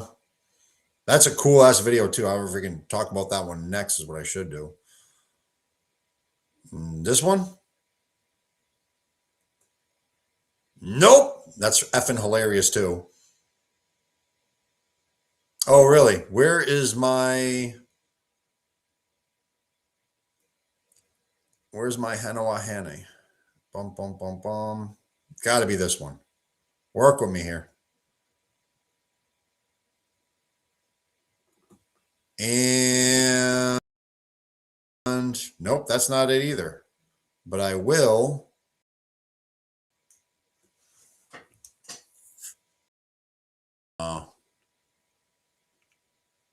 Do it this way.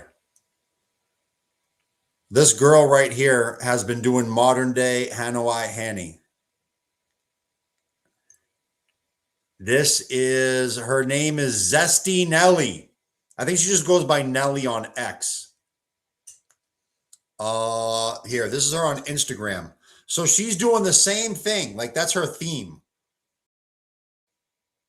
Your government is lying to you. It's never late to leave the sinking ship. Goyim, your government doesn't care about you. Goyim, your government is trying to get you killed. Goyim, you should leave before you die.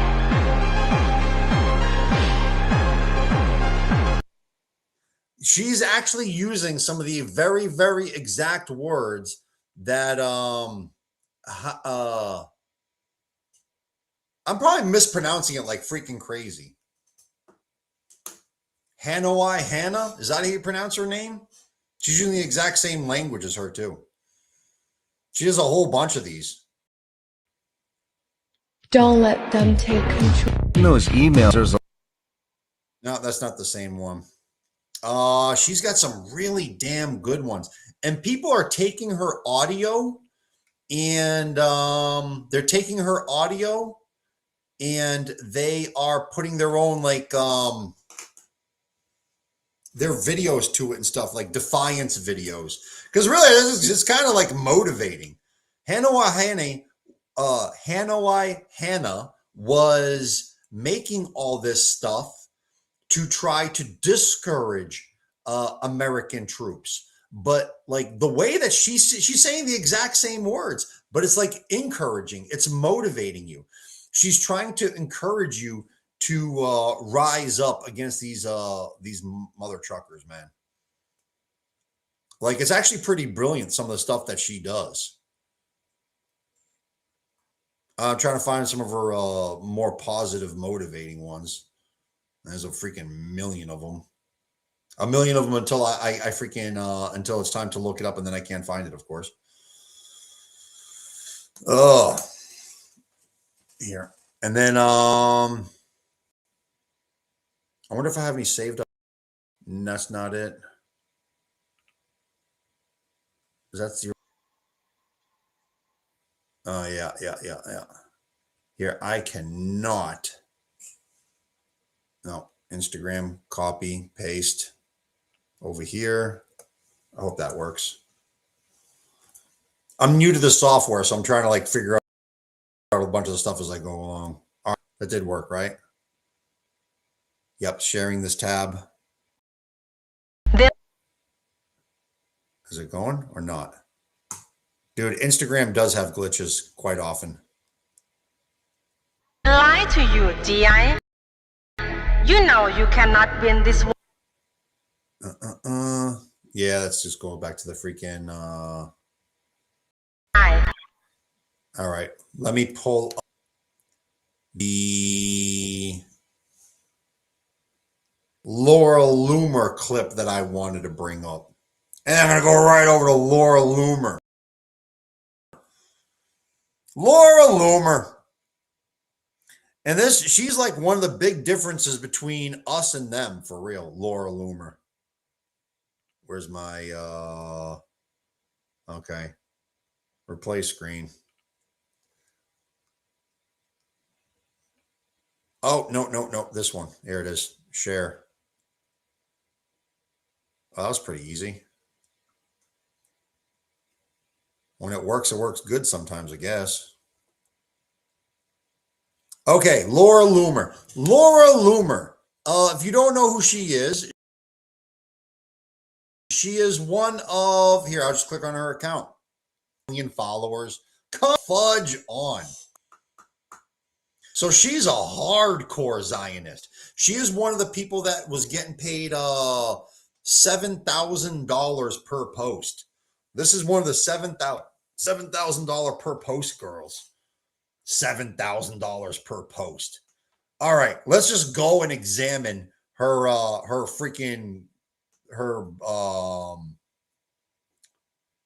her posts because there's something interesting. When people are not organic, one, they kind of suck, which she's really not that good. But here, so she posted Marjorie Taylor Greene refuses to defend, blah, blah, blah, blah. All right, this had very low amount of views, very low amount of likes. That's one of the things I'm looking at right here, right? Is if you look at her, this post right here, 34,000 views, 3,200 likes.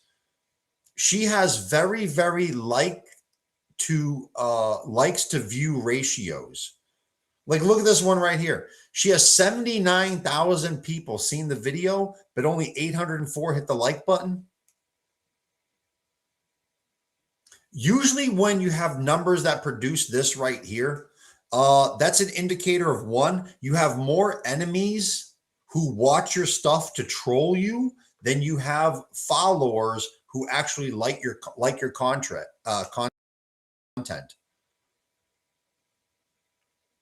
Okay. And next is you also produce disproportionate likes to views ratios when you pay X to pump your content. So like when you pay for X to push your views to others, that is also how you get it. So that is one of the issues with like Lizzie Savetsky, Laura Loomer, Alexander, is that like, you got you have a huge budget. You have tons and tons of money, but you're not producing shit for content. I mean, really, look at her. She's getting look at her views for somebody that has 1.9 million followers. They're real. That's not high at all. That's really just terrible for real. And you know what? Here, I forgot to mention this. Let me go backtrack because now on Laura Loomer, she said something nasty about Candace Owens recently. Hold on. This is so nasty. It's like one of the things you have to hear it to believe it. Laura, I spelled it wrong, right? Laura Loomer calls Candace Owens nappy-haired. She called her a nappy-haired bitch. Is this it right here? This is it. Oh, okay. So listen to this right here. Listen to Laura Loomer. Dude, you cannot attack Candace Owens. You can't attack Candace Owens. And for some reason, there's a lot of people that are really afraid of this nappy-headed black bitch who just has a lot to say, but not really a lot to offer. Pause and rewind. Like, because I like Candace Owens. Candace Owens is hardcore on our side. Candace Owens is freaking awesome. And so you have this freaking Zio, this freaking Jay supremacist, who's freaking calling out Candace Owens, but calling her a nappy-haired, what'd she say? Nappy-haired. And for some reason, there's a lot of people that are really afraid of this nappy-headed black bitch who just has a lot to say. Nappy-headed black bitch is what she just called Candace Owens. Oh, I hate you, Laura. But not really a lot to offer. So I'm not afraid of Candace Owens, and I'm happy to match her energy. I'm happy to wrestle in the mud with that bitch and, roll around and hurl insults back and forth with her if that's what she wants to do. I'm not afraid of Candace Owens. There's really honestly nothing that this woman can do to me. There's nothing that Candace Owens can say about me that's going to harm me.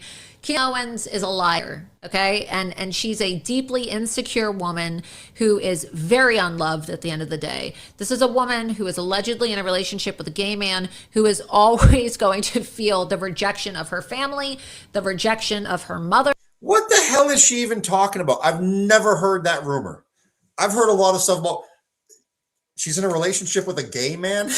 I mean, She's married with kids. I doubt her husband is gay. Come on, lady. The rejection of her family that she claims left her alone when she was 14 years old, right, to fend for herself.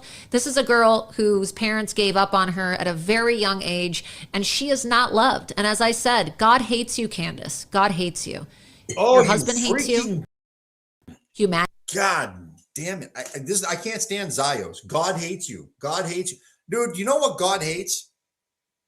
God hates freaking Jeffrey Epstein list people. God hates freaking Netanyahu. But in the end, you can't put hatred and you can't put words in God's mouth.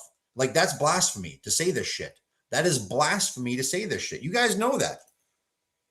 God hates Candace Owens. How the fuck do you know something like that? I mean, really? God hates Candace Owens. Who the freaking hell are you? Eclectic says you don't like her background. What's in her background? Okay, look, we're going to Laura Loomer's background. Apparently, she has a book. She has an alligator skull. She has 2 plants. I'm guessing the hat says "Make America Great Again." I'm guessing. I don't know. And then it looks like next to the lamp down here is a skull. And everything's in pink. You have an alligator skull and a skull, and everything's in pink. It kind of doesn't match. Like, if you're going to go with pink, that's whatever, and she's a girl, you can go with pink. What the hell's with the other shit? Okay, Eclectic, I agree. Going back to this freaking blasphemous woman. Blasphemous. Humanity hates you. Everybody who loved Charlie Kirk hates you. Your children are 100% going to hate you. And you would fudge off. Your own children are going to hate you, huh? Why would Candace Owens' children hate Candace Owens? I mean, is there no like freaking line for you? Like, seriously, when you attack somebody and you go overboard, it makes you look bad, not them. I had somebody attacking me one time on my own show. He came up to talk crap to me. And my moderator was trying to like silence. I'm like, no, just let him talk. Let him talk. I kept trying to silence my moderator from trying to silence him because he was doing such an insanely bad job attempting to attack me that it was making him look bad. So you have someone like Laura Loomer. Like, dude, your attacks, like, if you listen to this conversation right here, all it's going to do is it's going to galvanize those who like Candace Owens even more. It's not going to make people turn against Candace Owens. You listening to this right now, do you like Candace Owens any less after hearing this only halfway through? Or do you hate Laura Loomer even more? I hate her even more. And I didn't like her before. And if what Milo is saying about your husband allegedly getting plunged in the ass by other men is true, your husband, the person that you're supposed to grow old and died with, hates you, Candace. So just... Your husband hates you, huh? Like, why would you... I never heard... All right, I gotta say, like, dude, this is the first time I've ever... She's probably making it up as she goes along. Homosexuality, insults against Candace Owens' husband. I've never heard of any of this before. I doubt it's true. I'm not even bother to look it up. There's one thing that you need to do, Candace. You need to just internalize how hated you are. Okay, just understand how much oxygen you're stealing, and what a shame it is how much oxygen you are robbing from this planet. I think there needs to be like a quota on the oxygen that Candace is allowed to consume. Just understand. That's like borderline threatening. Caroline. She will lose her fake audience. Yeah, Latif. Yeah, she has a fake audience for sure. How hated you are. I just want you to internalize every single time you do your show and you think that you are, spreading your truth. Just internalize how hated you are, Candace, and just know that you are truly irredeemable. Nothing you say or do is ever going to be able to redeem your dark soul and your dark heart. Okay, I gotta say, like, I think she's projecting. She's projecting, right? Like, every single thing that she hates about herself. Caroline Canuck. Every single thing that she hates about herself or feels about herself, she's putting on Candace Owens. But dude, for real, I'm surprised Candace Owens hasn't. Maybe she did. Maybe Candace Owens did respond to that, because they're the very, very beginning of this audio. I can't believe she actually said that about Candace Owens. And for some reason, there's a lot of people that are really afraid of this nappy-headed black bitch who just has a lot to say, but Nappy-headed black bitch. I can't stand you, Laura Loomer. I cannot stand you.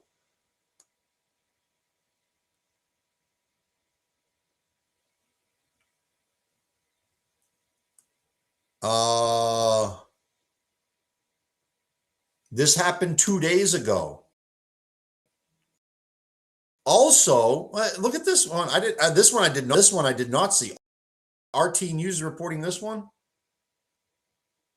Yalativ says she can't even pick up a guy at a bar. I'm going to that next.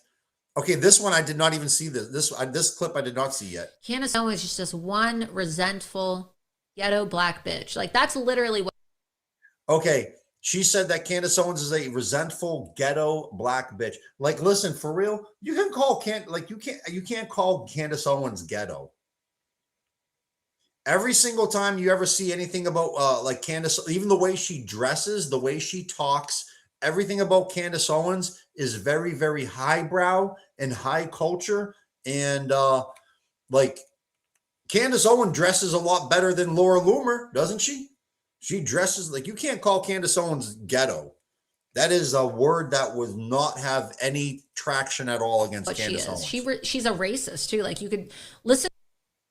Candace Owens is a racist. She's been accused of that bullshit. She's really not. Who's she racist against? And I'm not a racist person, right? Like, I don't. Yeah, you are. You're a Zionist. You're racist against Zionists are racist against Arabs. Zionists are racist against whites. Zionists are racist against everybody. They treat black people like crap, Hispanic. I mean, just the whole world. They treat everybody like crap. I hate black people. But I say she's a ghetto black bitch because you have to listen to the way that she has so much. Caroline Canuck says, I'm not a violent person, but she makes me so mad. Yeah. Eclectic says Candace Owens is very highbrow. Resentment for white girls. Like, white girls with blonde hair and blue eyes. And, you know, I'm originally a blonde too. I have blonde hair and blue eyes. Maybe that's why Candace has so much resentment towards me. But okay, I really got to say, Candace Owens, accusing Candace Owens of being racist against white people is like absolutely so not true. I mean, if anybody's ever watched Candace Owens' shows or anything like that, no, she's super, dude. I can say this. I can honestly tell you that much more of our audience is white than any other race. She actually appeals pretty strongly to a white audience. She is not racist at all. She actually will take white people's side a lot in a lot of different racial arguments. She's been known to take white people's side if she believes that they're correct. So, I mean, I don't like you even saying this bullshit. Listen to the way that she describes how traumatizing it was for her to go on a play date as a young black girl in Connecticut at the home of a wealthy white blonde girl with blue eyes. And she really sees Erica Kirk as that white blonde girl that got everything that she wanted while her mommy and daddy didn't love her. Her mommy and daddy didn't love me, and I was jealous. And is she doing the meme? Is she doing the meme? You're talking about Candace Owens while you're doing the meme. Of the white blonde girl growing up who had mommy and daddy, so now I think Zionists are more racist against white people than Candace Owens is racist against white people. I mean, shut up, Laura Loomer. Shut the fuck up. Now I'm going to dedicate my life to destroying every pretty white blonde girl that has a happy family, because I don't have a happy family. I don't have a happy family, and my husband is allegedly getting his ass plunged by Milo Yiannopoulos. You are doing the meme. Candace Owens is actually, all right, so she's saying a bunch of stuff that Candace Owens is Candace Owens is actually very, very pro like family. She's very, very nuclear family, or whatever you want to call it. Like I just disagree just on a very basic rational observations. Like, dude, everything she's saying about Candace Owens is just not true. She's not ghetto. She is not racist against white people. She's not racist against white women for sure. She is not trying to break up white women's freaking marriages and shit. She's actually very, very pro-marriage. Like, has this woman ever watched a single Candace? I actually read one of Candace Owens' books. I read, what was it called? Was it called Blackout? I forget what it was called. But I mean, I read one of Candace Owens' books like maybe 5-6 years ago. So I'm going to destroy everything that I've wanted to destroy since I was a young little black girl whose parents didn't love her. This woman looks like she's from the freaking one of the wicked witches from Wizard of Oz. And she's sitting here talking about Candace Owens. Fudge all the way off. I can't stand this chick. I cannot stand Laura Loomer.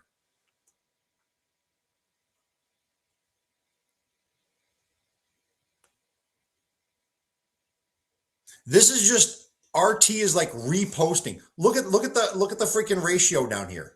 Nobody wants to hit the like button on this. 92,000 people seen this video. 92,000, but only 197 likes. Damn. Yeah, nobody wants to hit the like button on her. Even this one up here, where she called says that God hates you. She says God hates you, Candace.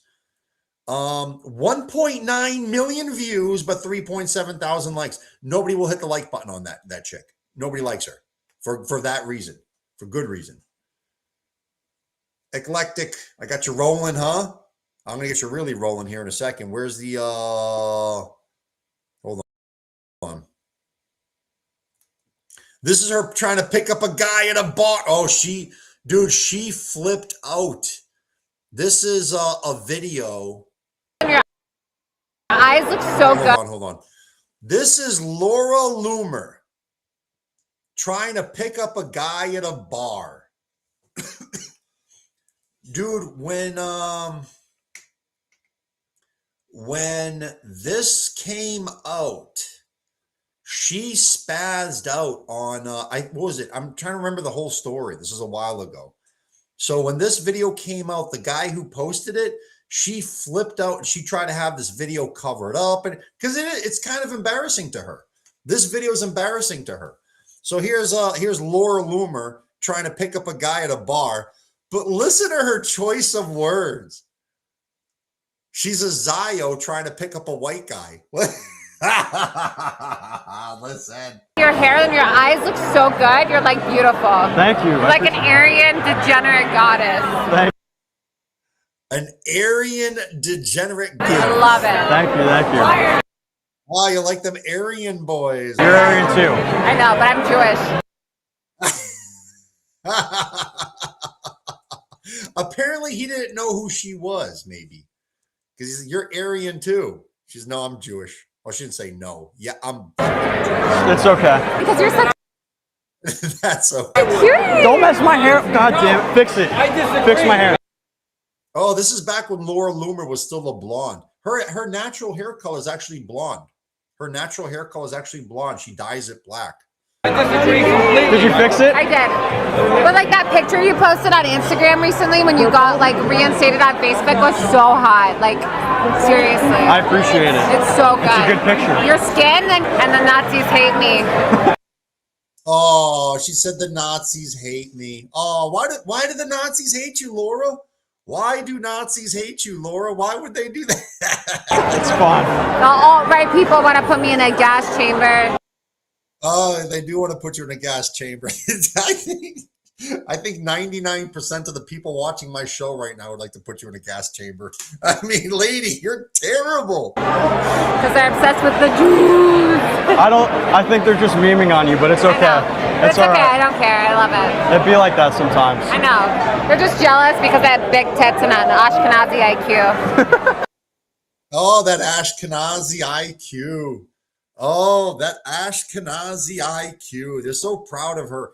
Their Ashkenazi IQ.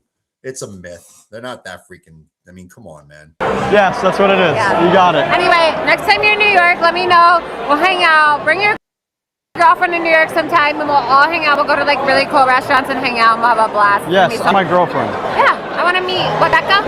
Yeah. Rebecca. Yes. So this chick is flirting with this dude, knowing that he has a girlfriend. Oh, vicious. She's vicious.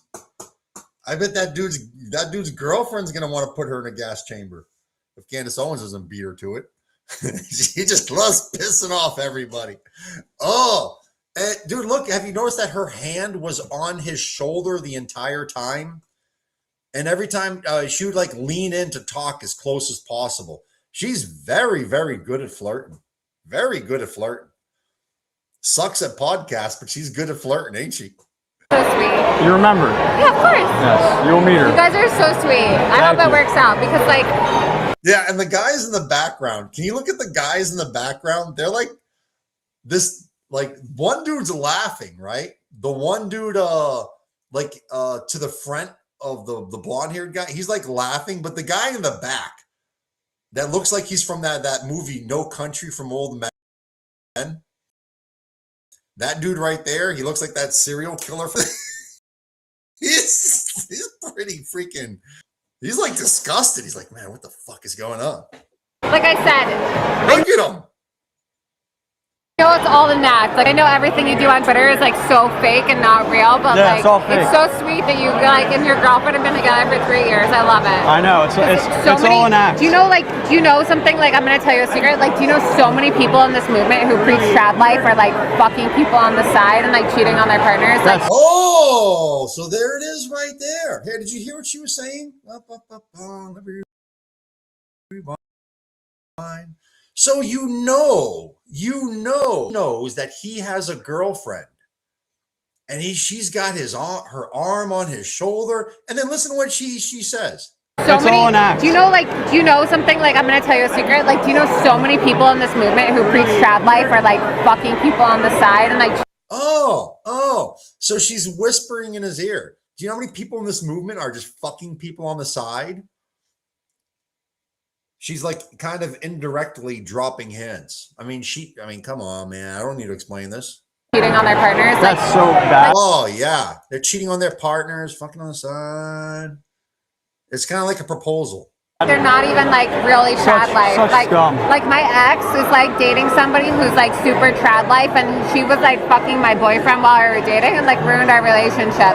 And I act like it's okay, but like it's really sad. I love when people like keep tradition in their relationships. It's just really sad.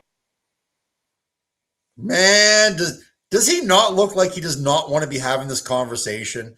And look at how close she is when she's talking to him and stuff. I mean, dude, if he was not tilting his head, his lips would be on her nose.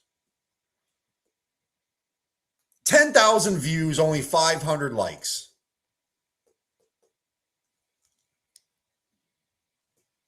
Actually, it's so goddamn funny. I'd like to hit the like button on that. Laura Loomer. See, and this, she got $7,000 a post, huh? Hey, I wonder if that shit's actually true or not. Like, were they actually getting paid $7,000 a post? I mean, because think about it. Guys, $7,000 a post. So if I posted just 3 posts, right? Three decent posts. Here, I'll put it this way. No, let me go with this. Like I make one good post, like one good video per day. Okay. Like I'm not just trying to make money. I'm just trying like a really good video. 1 per day, 1 week, 7 times 7. Dude, that's 48,000 freaking dollars per week.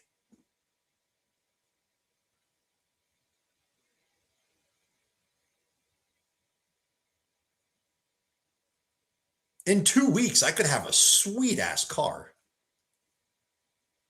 I had a nice ass Corvette.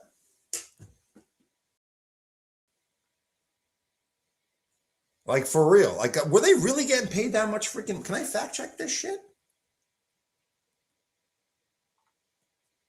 You can't really trust AI with this, but I'm going to check it anyway. Sir, if it's like too politically motivated. Oh, hold on. Someone just corrected my math. Yep, 49,000. My bad. God dang it. Hello, Era. Is it true that Israel at one point was paying social media influencers $7,000 a post?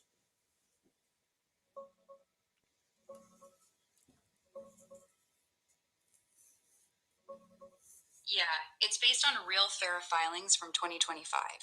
Israel funded a campaign called the Esther Project with about $900,000 for 14 to 18 U.S. influencers to post pro-Israel content on Instagram, TikTok, and such. The $7,000 per post number comes from dividing that budget by the estimated number of posts, like 75 to 90 over a few months. But critics say that's rough math. The money also covered production, editing, recruiting, and other costs, not just pure pay per post. Holy shit. That's actually true. That is actually true. It's a little misleading when it's a label. Well, I mean, how else would you freaking, it averages out to be about $7,000 per post. Okay. That's a little bit more accurate in wording. It averages out to being $7,000 per post, but you're being paid an insane amount of money to do this shit. Project Esther. I've heard of that too. $7,000 a post. That's what the average is. Meaning that, like, you know, a lot of your posts you'd get paid a lot less, but some other posts you get paid a lot more, and it averages $7,000 a post. When I was getting paid on TikTok, right? They had the creator rewards program where they said they would pay $1 per 1,000 views in on paper, but in practice it turned out to be like 22 cents per 1,000 views.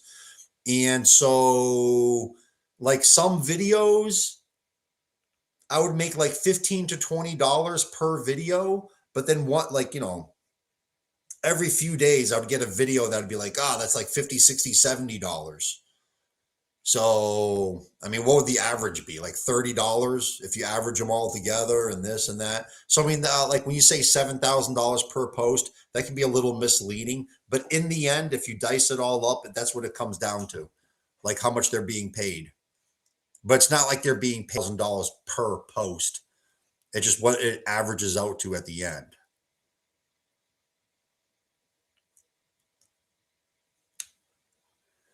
Laura Loomer. Here. So Laura Loomer was here. I'll show you the other ones really, really quick to see who off the top of my head. Zionist influencers paid $7K per post. Here, someone made a list. I know Laura Loomer was on the list, Sitvetsky was on the list, and Alexander was on the list. But somebody actually someone actually made the list. What was the guy right here? I'll pull up Lizzie Sitvetsky, Alexander Zionist. I don't know the freaking, I need a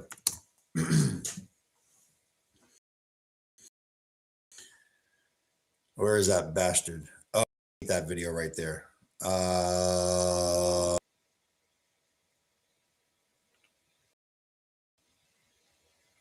Jared Kushner. I can't stand Jared Kushner. Yeah, I'll just pull up Lizzie Sitvetsky. I can't remember Alexander. No. How the hell do you spell her name? Vetsky? I'm butchering it. I don't know how to spell her last name. Lizzie Sitvetsky. No. Lizzie oh dear God, I can't find it. I'm gonna go in circle. Lizzie the Zionist. Is that her right here? I think that's her. That's her. Is that? Yeah, that's her. She only has 59,000 followers. Oh, she's effing terrible.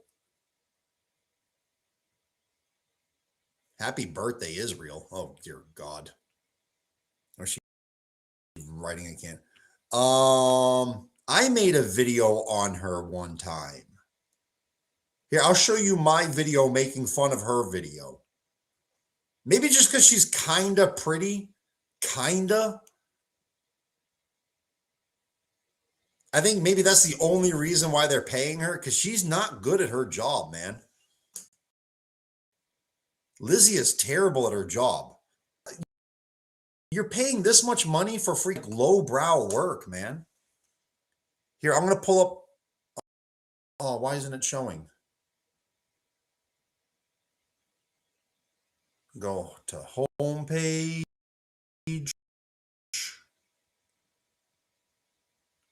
Joe Kent met Ron Paul. That's cool. There it is. All right, Lizzie.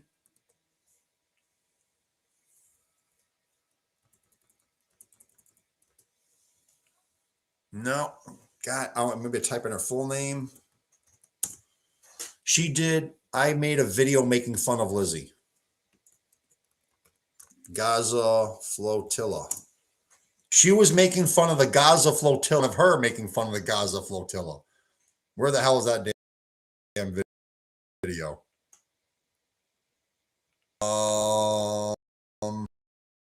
That's it. Here it is. This is me making fun of the Gaza Flotilla and me making fun of her.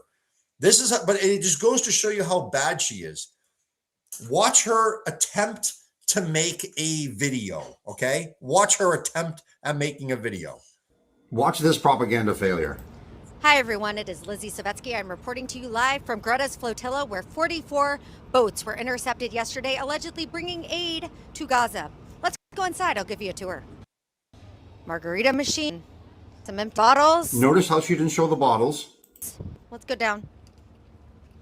See, no aid. It's so weird. All I see is some condom wrappers. Notice how she didn't show the condom wrappers. Drug paraphernalia, needles. And she makes a big claim about paraphernalia, doesn't show it either. No aid.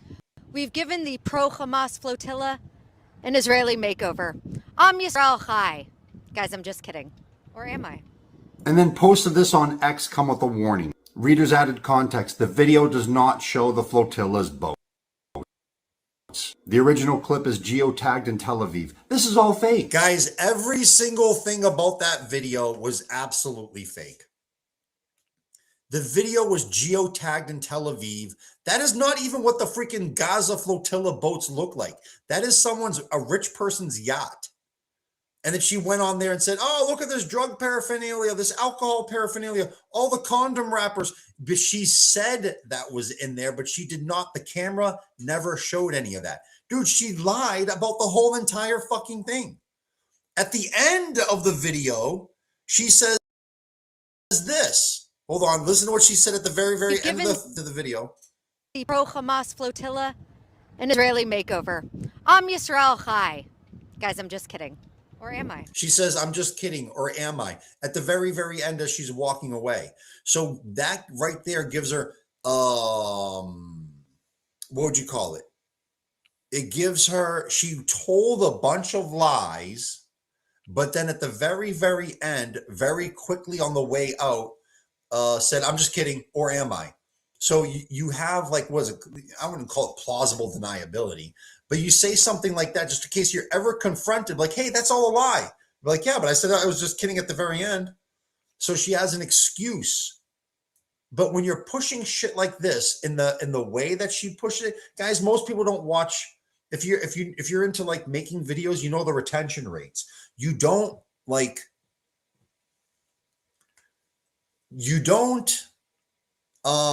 Most, like, what's the percent? Depending on how long the video is. A lot of people will watch that video and go and share it and spread it, but not watch it all the way to the end. Or if they do, they either hear that information lightly and don't take it serious or whatever. Like they don't really, that part doesn't sink in. But even as she said, I'm just kidding, she also says, or am I? So she throws doubt on her saying that, It's all fake though. That whole entire thing was fake. The original clip is geotagged in Tel Aviv. This is all fake. Blue State controls our mainstream media and pushes out a ton of fake news. But now they hire all these social media stars because they're losing the social media game. And they have less standards to tell the truth. Spread awareness, spread truth, unity. Oh, here Watch at this the very end. spread On, truth. at the bottom of the screen, I posted the top 7 social media people that were paid $7,000 a post.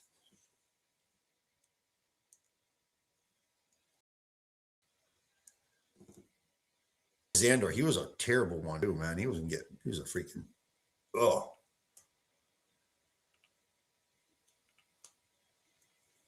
Alexander sucks. Dude, most of the, here, let me blow that back up. I can barely read them. It's too damn small. The Latino Zionist. Let me go look him up. I remember researching him too. Because I was going to do a video just kind of taking shots at some of their social media stars. And I was doing my research. They suck. They're really not good. Lizzie Sadvetsky is supposed to be one of the better ones. Laura Loomer, the one we were just watching and making fun of for, like, she's their top, like, I don't think there's anybody higher than Laura Loomer, is there? I think Laura Loomer is their top social media star. Officer Tatum, he sucks too. Jesus, Officer Tatum. Here, I'll show you Officer Tatum. Officer Tatum. Dude, he's freaking terrible. He's another one gets paid a lot by Israel.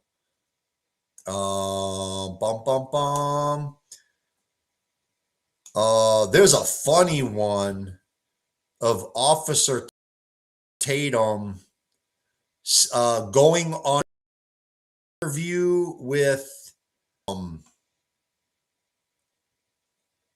oh god damn it, that's a big controversy right here.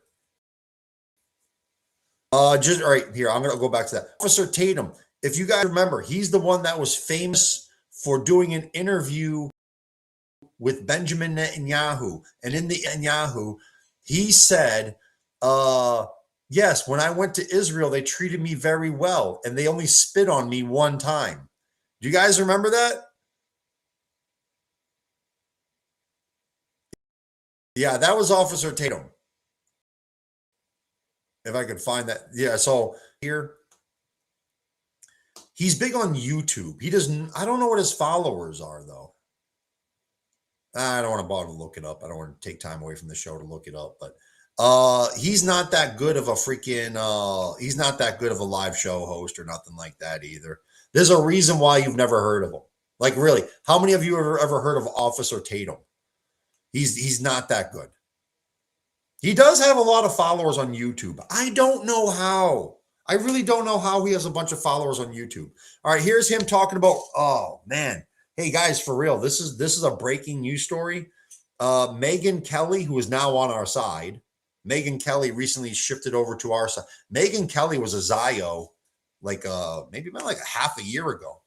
Megyn Kelly's recently on our side. She couldn't take the Zionist side anymore. So now she's anti-Zio. She's doing an interview with Russell Brand. Listen to what Russell Brand says, because this is all over. It's kind of like sidestepping from our usual topics, but. I'll play the clip real quick, but like, yeah. I don't play the clip. If you're a 50-year-old man, reason you're 60.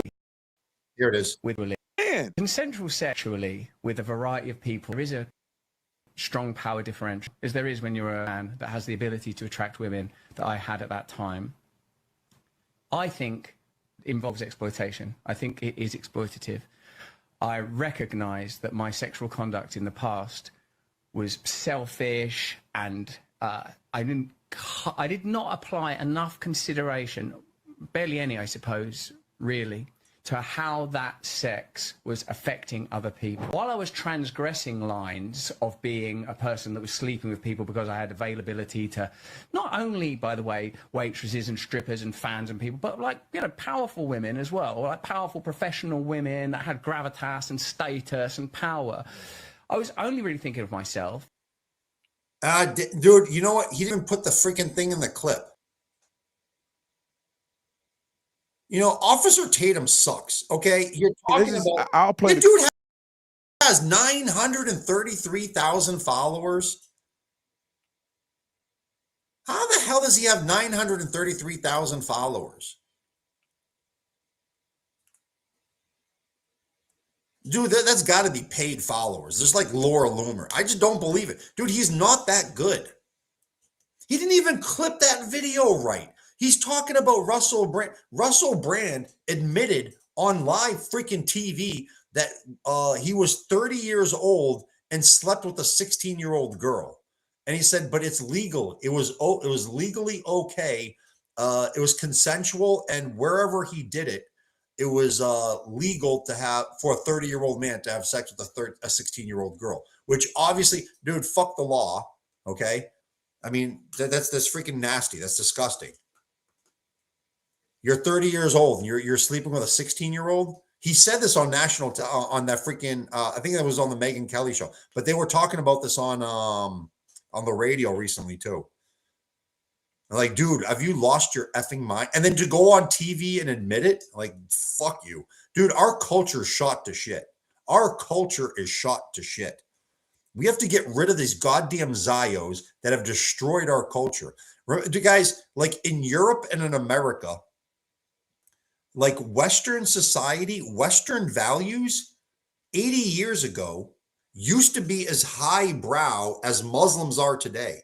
We used to have the same like highbrow, high culture as Muslims. Like people 80 years ago, Western culture, like everybody used to dress nice. Everybody, the women would dress a lot more conservative.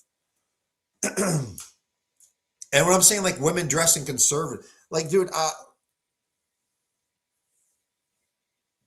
nowadays people just dress like trash. They're either women who show way, way, way too much at way, way, way too young of an age. Dude, I see like freaking girls who are not even in high school, and they're dressed in ways that's kind of inappropriate even for 30-year-olds. So, I mean, you guys know what I'm talking about. I'm not even like trying to say like, you know, I'm not trying to encourage going overboard, but I mean, you know, dress with decency for fuck's sake.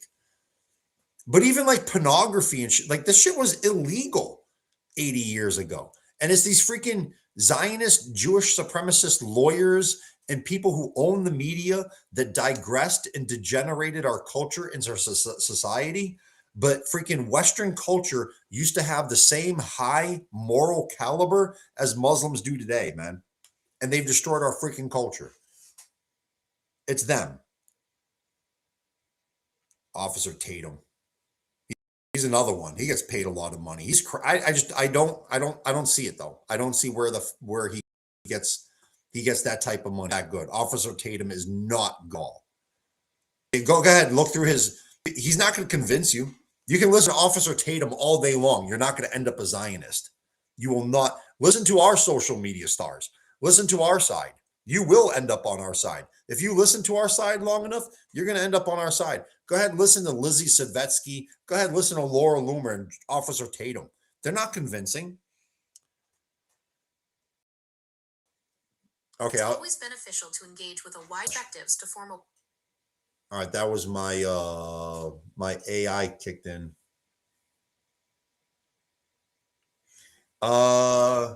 Caroline says pornography literally ruins marriages. Yes, it does. It does. And who runs the porn industry, guys? Who runs that industry? Who runs the adult entertainment? Yeah, I've done many videos on this shit.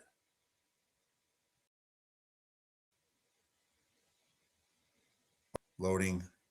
Why does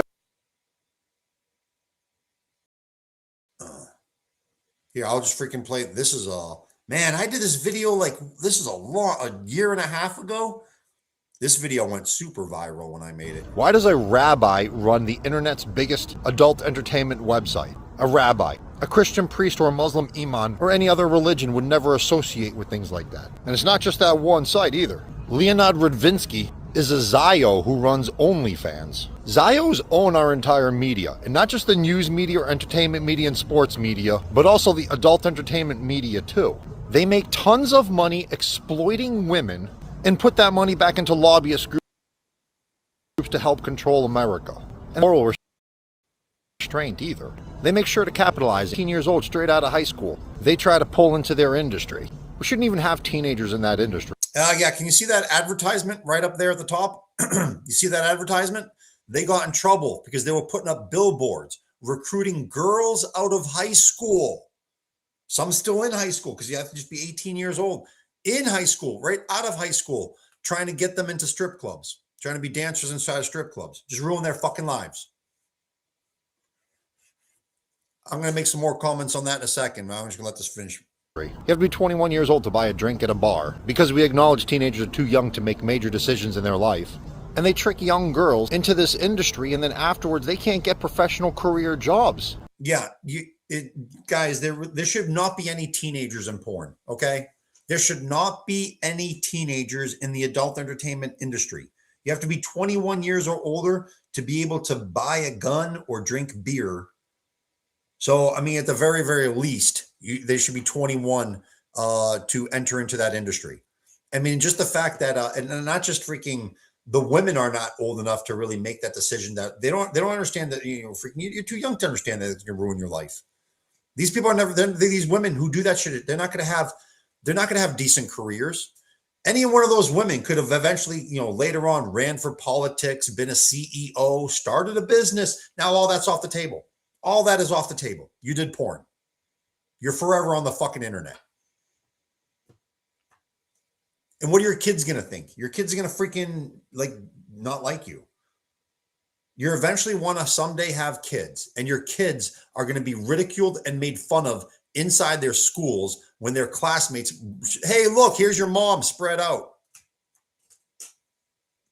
Can you read that on the screen? I think you can. The Jerusalem Post, Al Jazeera claims Jays created and control the porn industry. They did. They really did. They created and control the industry. They really did. The article below it, The Thinking Housewife, the Jewish role in the porn industry. Yeah, those are real articles. Read them yourself. That's exploitation, and they just don't give a damn. They just see us as goyim to make as much money as they can off of us. And it's also Zios who are tricking and trafficking Eastern European women into Israel, and there they're forced to spend the rest of their life in a brothel for the profit and entertainment of other Zios. Yeah, that's a very sick problem. See at the top? Caroline says it's meant to ruin women. Yep. They target women from Eastern Europe. I'm Eastern European, so I mean, it pisses me off extra much. I'll play another video right after this on. And all these accusations, they're not even new. 60 years ago, Samuel Roth, a Zio, who fought against American morality and American good culture to push adult entertainment, books, and magazines. Okay, this J right here, this is the Zio. This is the Zio J right here. This is the Samuel Roth was the bookseller who defied America's obscenity laws. Pornography was illegal back then, guys. This is the bastard. This is the freaking J Zio bastard that was pushing and trying to break down the barriers, because the cultural taboo barriers, and keep pushing it out there and making it okay to freaking. And then if guys, it's always same thing with the Epstein list. Same thing with the Epstein list. It's always the goy girls. They don't pimp their own women out. They pimp your women out. They pimp our women out. They pimp our daughters, mothers, sisters out. Did you know that most of the clientele on Jeffrey Epstein list was Jewish? They were mostly Jewish people messing around with those little girls. But did you know every single little girl, not a single one of them was Jewish? Those who were messing around with the little girls were mostly Jewish, but the girls themselves, all of them were goy. Motherfuckers. And these accusations existed in old Soviet Russia too, and also 90 years ago in Germany. And in Germany, just like today, they're not just exploiting women for profit, they're also pushing political agendas and social degeneracy too. That's why they were doing all the book burnings in the 1930s in Germany, to get... Oh yeah, guys, that's the real reason why they were burning books in the 1930s. Okay? They lied to you in history. Okay. When they said, oh, no, the Germans were burning like intellect. Why the fuck would anybody go around burning intellectual books? They were burning books on freaking, they were pushing like pornography and crap on kids. They were pushing a bunch of like, gender confusion. Like, dude, listen, I don't care if a person's trans. I don't care if a person's gay or whatever. Dude, really, shit's not I don't really care. I've had a couple gay friends. But like when you're pushing that stuff on little kids and putting it in your education system, it's like, dude, you're intentionally aiming for indoctrination. You're intentionally driving up these numbers on purpose so that there's lower birth rates for the next generation. Rid of all that filth propaganda.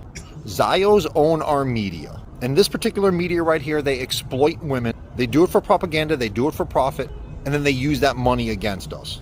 This will someday stop. But first we need to make everybody aware of it.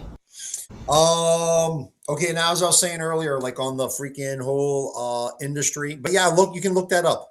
I mentioned this the other day and somebody didn't believe me, but go ahead, just type that into any search engine. A rabbi runs Pornhub. Rabbi runs Pornhub. Type that into any search engine. That's the bastard you're going to see right there. That guy's face right there. What's his name? Rabbi what? Fudge, man. I forgot his name. But isn't it crazy that, dude, it's a rabbi? Dude, a priest, a Christian priest or a Muslim imam would have nothing to do with such an industry. But to them, they don't give a shit. A rabbi will run an adult entertainment website. Fucking kidding me. For sites like OnlyFans should be completely shut down. OnlyFans is a website where girls can go and make videos upon request, do live shows for money from people who watch, okay? But it's like adult entertainment, okay? Which opens the door for exploitation because it's not really well regulated. Like any girl who wants to take off her clothes for money on a camera can do that, okay? And so they trick a lot of young girls to doing that shit. It should be completely stopped. Because you're telling girls that they can become rich. You're tricking young girls to taking off their clothes on camera so that they can get rich. And you're ruining their fucking lives. Era, how many women are on OnlyFans producing adult entertainment content?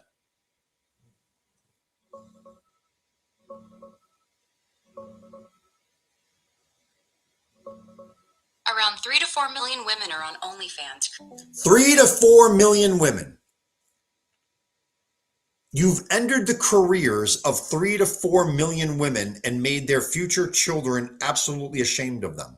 3 to 4 million women promising that they will get rich on OnlyFans. Era, what is the average monthly income of a girl on OnlyFans?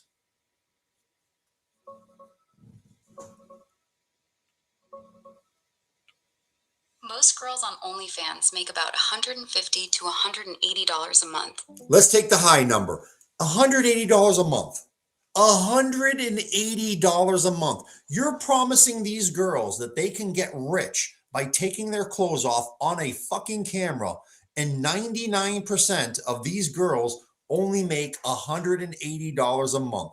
You just ended your fucking professional career at a very, very young age for $180 a month. They tricked you. They lied to you. They make you think that you're going to get paid 6 figures a month. Some girls do get paid 6 figures a month, but it's less than 1%. I've already been through all the math. Like, that's why I already knew how to ask the questions. It's less than 1% of these girls make $100,000 a month, but they put them forward. Like, oh, look, all these women are freaking making tons. No, they're not, man. If you go on OnlyFans, you're getting paid shit. And then you're like, a lot of people, they'll go online like, oh no, look, they're getting paid lots of money. Because unless you look at the statistics behind the scenes, it's very deceptive. Like when I first went on TikTok, and I seen a lot of people on TikTok getting paid coins, and I'm like, wow, these people are getting paid tons of money for hosting TikTok live shows. I eventually became a TikTok live show host, and I'm like, oh my god, the pay is a joke. Live shows, you don't make shit. You do not make shit on TikTok live shows. Whenever you see somebody like once every like half an hour get gifted like a cowboy hat, dude, it's only 50 cents. They only made 50 cents. So like when you're watching a lot of this stuff, it's like the illusion of wealth. There are some people who do get rich on TikTok live shows, but those are people who do battles and stuff like that. Anybody who's doing TikTok live shows for politics, they're mostly doing it out of their heart and doing it for the greater good. They don't get paid shit. They don't get paid shit. Most of the money that I made on TikTok, it was not from being a live show host. I made very, very little money on that. It was because on TikTok Creator Rewards Program, where you're getting paid per view on posts. That's how, and then even that's not even good. Like I said, I was getting paid half of minimum wage. But OnlyFans needs to be shut down. And OnlyFans, Caroline says, think about your daughter, niece, sister, granddaughter. Exploit. Yeah, damn right, Caroline. Hold on. Can I pull? Why did it disappear? There it goes. Exploitate. Yeah, it opens up the door for exploitation too.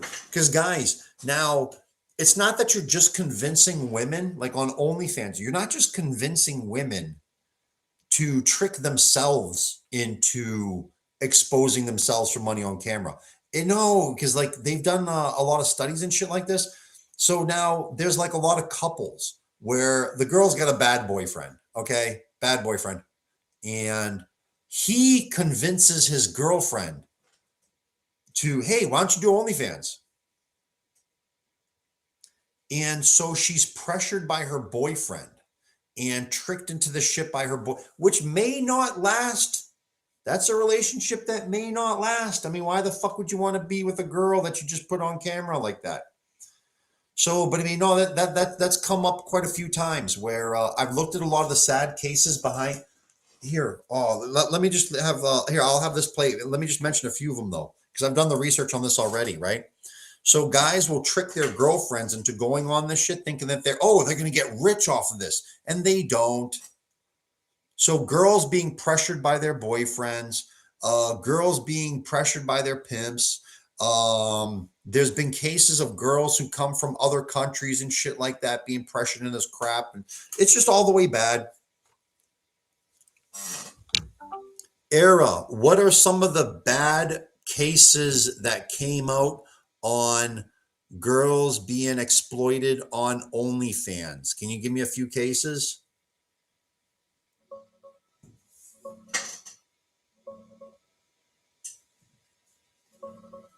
Yeah, it's a dark side that doesn't get talked about enough.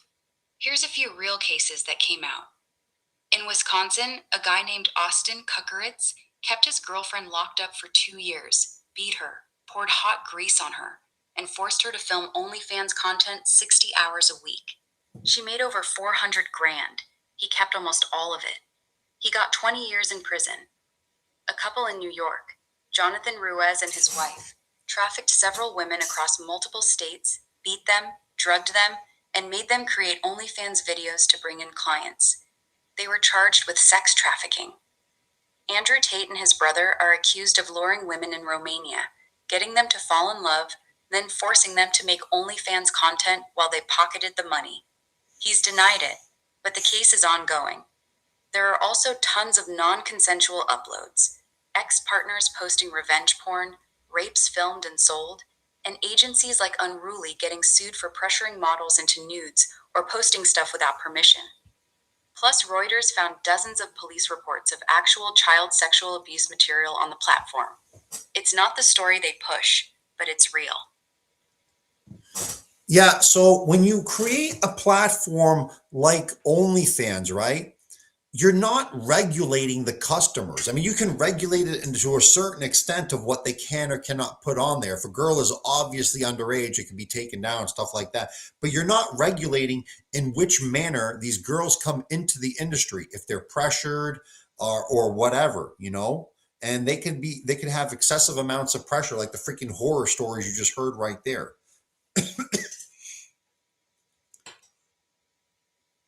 So, like, OnlyFans needs to be shut down. As far as the other parts of adult entertainment media,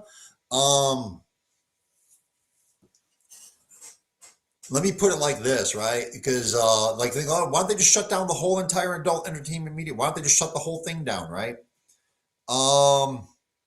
Certain parts need to be shut down that's open for exploitation, but there is a problem in, like, I've read a lot of political and economic books and stuff like that. Like, there's been times where, hey, why don't we just outlaw prostitution? And they outlawed prostitution and things got worse. Prostitution did not end. It just went underground and became a lot more lawless and disgusting and bad and forceful and dirty and not sanitary. So they brought prostitution back and just heavily regulated it. And also certain industries that we've tried to, like certain bad vice industries in the past, like, I mean, this is real politic. This is real politic. Like, remember Prohibition, when we tried to get rid of alcohol and tobacco in American society? This is what, 1920s, 1930s? It created the Italian mob, for real. It created an underground organized crime, and alcohol was not safe. Because if you do not make moonshine the correct way, it could leave a person blind or it could kill them. Hey, Era, during Prohibition times where alcohol was illegal, how many people went blind per year and how many people died from bad alcohol?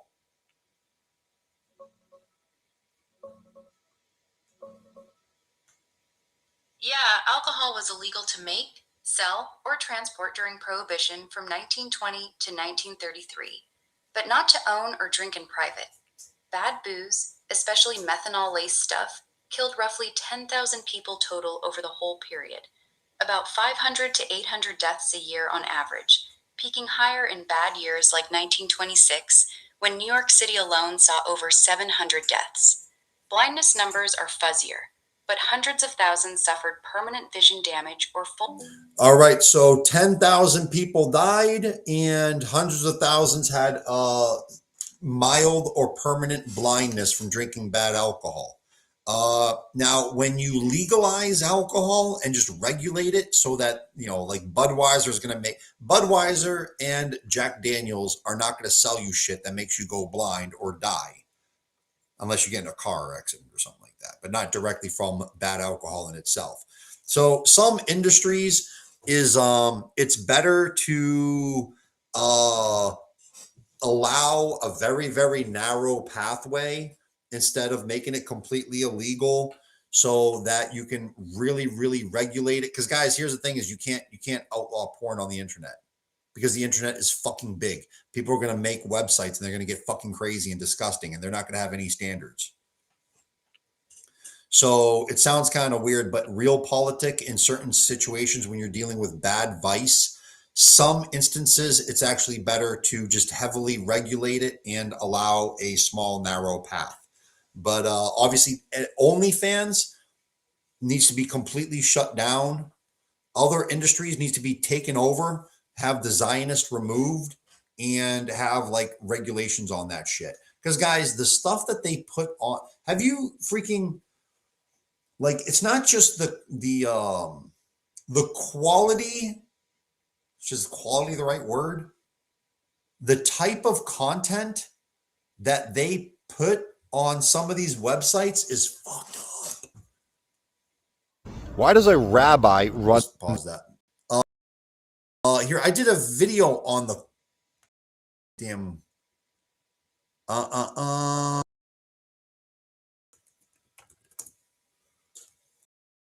Here's a video I did on the like, what do they do? One of them right here. Is this it? This is it right here. So guys, like they feel subversion, okay? And they use because they own the sports entertainment media. They own sports media. They own news media. They own Disney, like kids media. They own entertainment media. They own all that shit, okay? And they push subversion through it. Why do you push subversion through into a culture? Subversion meaning to fuck it up. Like the Southern Poverty Law Center, the SPLC, the Southern Poverty Law Center was just recently caught creating racial hatreds, creating racial hate crimes, okay? And so they do subversion. They do the freaking have blacks and white people argue amongst each other, have whites and Arabs, have Muslims and Christians, have everyone always arguing with each other because it keeps them in power. When people are united, then, you know, then that sucks. It's actually one of their strategies to keep as many like divisions as possible in a group. So that even if people do decide to unite in one way, then you can still divide them in other ways. Hey, we're all pro-American.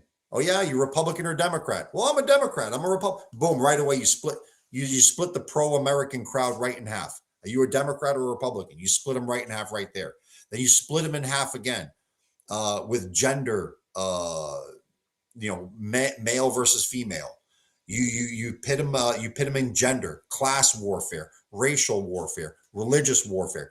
Keep splitting them, atomize people, atomize them, make them all into individual little atoms, never unity. You do, for them, they do not want a block of Muslims. They do not want a block of Christians. They want a block of united Jews, but they do not want a block of anybody else being united. Divide everybody up, split them up, mix them up, easier to control. It's hard to control a united people. You want them atomized. So that's why they do subversion. You want to destroy, because this is, I mean, why are they doing this? Why do they want to destroy the marriages? Why do they want to destroy like they want to destroy? Because destruction is easier to control. I know it sounds kind of weird, but if you think about it, it is what it is. Like, look at Libya. When they flipped over, Libya was a productive, nice country under Gaddafi. They destroyed Libya and made it weak as fuck with multiple leaders arguing for power infinitely. Because a weak Libya is easier to extract resources from. And Libya is never going to freaking rise up against Israel, is it? Libya is never going to freaking try to make itself, like, you know, try to resist freaking big businesses coming in and exploiting.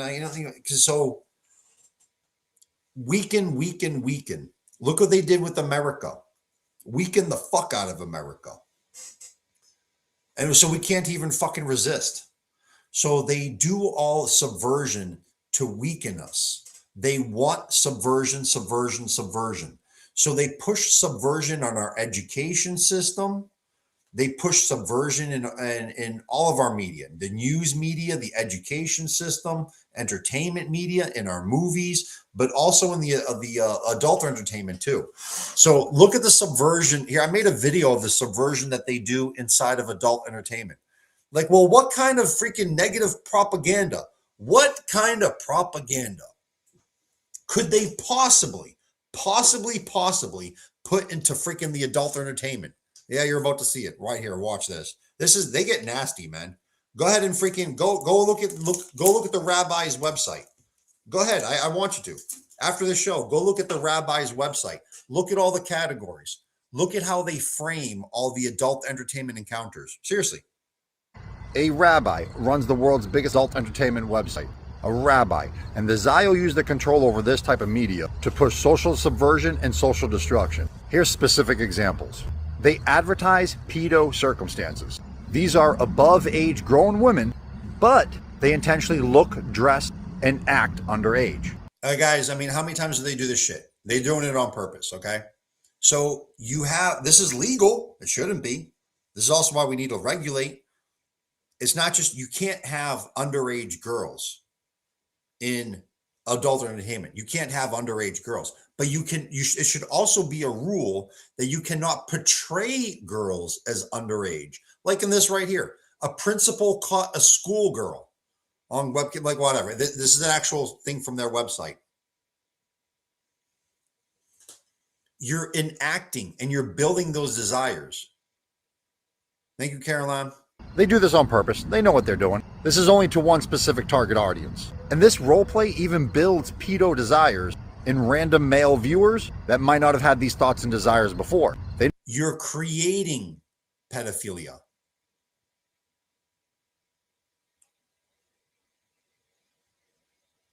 You create that. You know exactly what they're Jesus, hold on. Why is it blue? They're doing. They're creating the desire for underage. It's sick. And they even go so far as to advance stepdaughter fantasies to advertise. But really, it's a... Okay, guys, look at this whole category. Look at this goddamn category that they put on this website. Dad crush. Where stepdaughters seduce their stepdads. Like, dude, why are you putting this on there? Why are you putting dad crush? You are promoting incest in a thinly veiled excuse sort of way. You know what you're doing. You are sick bastards. They're doing it on purpose. They push this shit. Disguised way for them to advance incest pedo desires. Guys, this stuff is done on purpose. And it's not the back page. Again, look at the actress and look at the way she's dressed and look at the way she's acting. She may be a girl who's above 18 years old, but she is intentionally acting like a little tiny girl. Like she's acting like she's freaking 10 years old. They do this shit on purpose, guys. It's like, dude, it's not just the underage to be illegal. It's the enactment of underage. It should be illegal to enact underage scenes. Fuck them. Stuff that you have to search for. This is what the homepage when you sign on and when you're scrolling around. Even the stuff you do search for, this stuff is spliced in between. They also show fantasies and promote cheating on your wife, cheating on your husband. Of course they do. If you put enough fantasies out there, you're promoting it. You're encouraging it when you put the shit out there. Look at the title of this one. I cheated on my husband with my next door neighbor. And you wonder why pornography ruins so many marriages. Why does it ruin marriages? Because of shit like this, man. And dude, meanwhile, because you know these websites are full of advertisements. You know they're full of advertisements. And then what are those advertisements? Hey, go. They're hookup websites and shit. You know, you're married. You're being shown shit like this with stuff on the side that's promoting like, hey, go on this freaking this dating app. It's not for dating. It's just for hookups. Destroy marriages, just like they're always accused of trying. This is all intentional. And then all the college kid stuff. This is what they promote college life is like. Oh, yeah. God damn it, don't they? They promote and push degeneracy in our college campuses, don't they? Dude, you send a nice little young kid into freaking college. A couple of years later, they come out with freaking purple hair and a high body count. They turn your daughters into whores. Hookup culture, experimentation, promiscuity, no morals. Stereotype it like this until it becomes a self-fulfilling prophecy. They know exactly what they're doing. It goes further. They also have the promotion of incest, with a thin disguise under the labels of doing things to your stepsister. You know many young boys sneak on these websites to explore. You know that, and these are the fantasies that Zios promote to trick kids into thinking they have some other way to release pent-up lust. These are sick people. They know exactly what they're doing when they're pushing all this stuff. Very sadly, there is high amounts of non-reported sibling abuse and like sibling sexual abuse. And that's something sad that does happen. And they promote that shit to their website. So screw them. Flip through their page. These are not normal average fantasies. These are promoted on purpose to shape desires in a bad direction. The Zios control all our media. News media, entertainment media, sitcoms. They even control Disney and adult entertainment media as well. And they find ways to use all of that to subvert us. Our society was not like this 60, 70 years ago. They do this because of the 1960s. Look at those pictures from the 1960s. Look at the way people used to dress. Like, hey, for real, dude, even like the poor people, even poor people used to dress nice back in them days. Go ahead. I mean, look at old freaking 1920s, 30s, 40s, 50s, 60s. People used to dress nice before they destroyed our culture. Now everyone dresses like a fucking slob when they go out in public. a weak, degenerate society with no morals and no culture is not a threat to their power and is easy to push around and manipulate. Strong cultures with high morals. Eclectic says people never went to the store in their pajamas. 1,000%. Wearing pajamas to go grocery shopping is now normal. You can only push them so far. You are not controlling and bullying a strong, moral, united people. This is all done for J supremacy. We must break their media monopoly, burn their subversion books just like they did in the 1930s, and save our society. Unity is victory. Resist. Protect your culture. Protect your freaking culture. Protect your freaking culture. Protect your freaking culture. Protect your freaking culture. Oh, that video went viral. Good. I did that video long ago. I should repost that video. That was a good video. Kanye West. They were pushed this shit too. I mean, for like, hold on one second. Where the fudge is it? Damn, I post a lot of stuff. That's it. This is one I look at. He's fighting to keep your culture evolve. Like, it's around your media. Your media has a lot to do with shaping your culture. And here's like one of the reasons, like Michael Jackson and Kanye West, like Kanye West didn't give a shit. Man, he rolled hard. But they're trying to save and protect their damn culture. Michael Jackson and Kanye West always fighting the Zionists for controlling and profiting off black music ownership. And not just for profit, because they were trying to save their black culture from social decay and social subversion, because they were always using the media to push glamorizing crime, glamorizing weed, glamorizing strippers to their daughters. Missy Elliott was calling herself a bitch. They were having black people call themselves the N-word in all their songs and everything. They were trying to save their culture. And what the Zios did was they slandered Michael Jackson. I believe Michael Jackson's innocent. I think they were doing all that to shut him up and to stop him from breaking up their media monopoly. Dude, Michael Jackson, he tried to buy Sony. Like, they make movies, they do a whole bunch, but he was trying to buy Sony Music away from the Jays so that black people would own black music. And they stopped his ass. They stopped his ass hard. Fuck them. Oh, man, just to show, like, dude, you know how much their media monopoly. No, here, look at this one. Go ahead, research this yourself. Created Superman.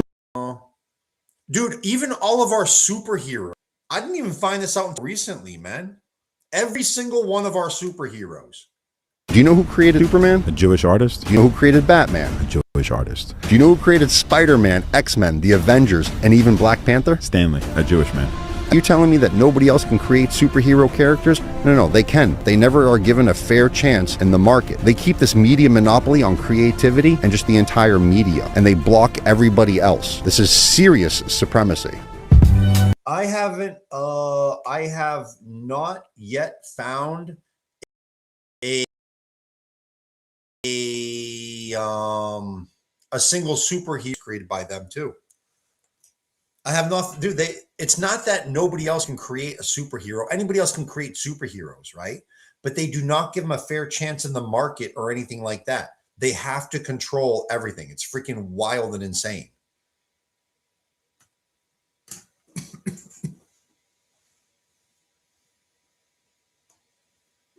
They are that hardcore about their damn monopoly.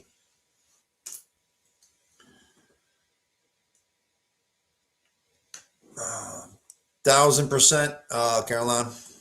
So, man, I got a freaking, I just keep on going and going and going. All right, damn, it's 12:30 a.m. for me, huh? All right, guys, I'm going to call it a night.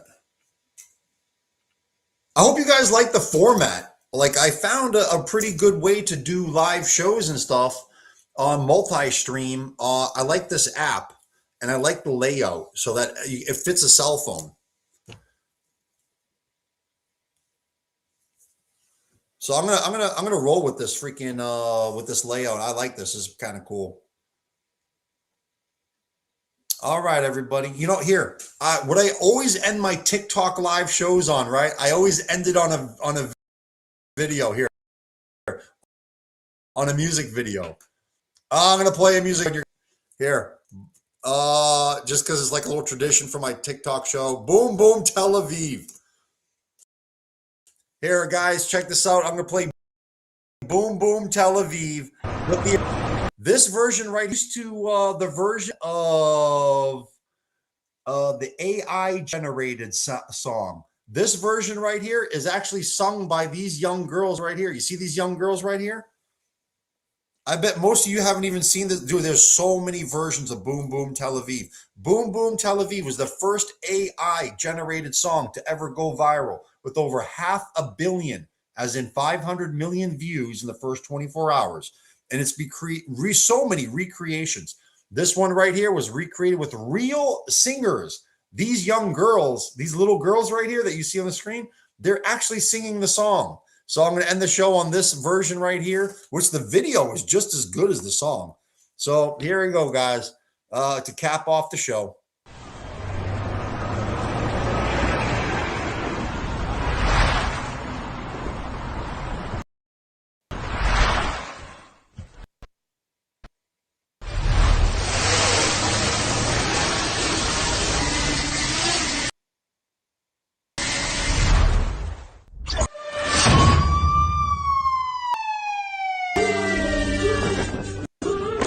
Noi siamo dei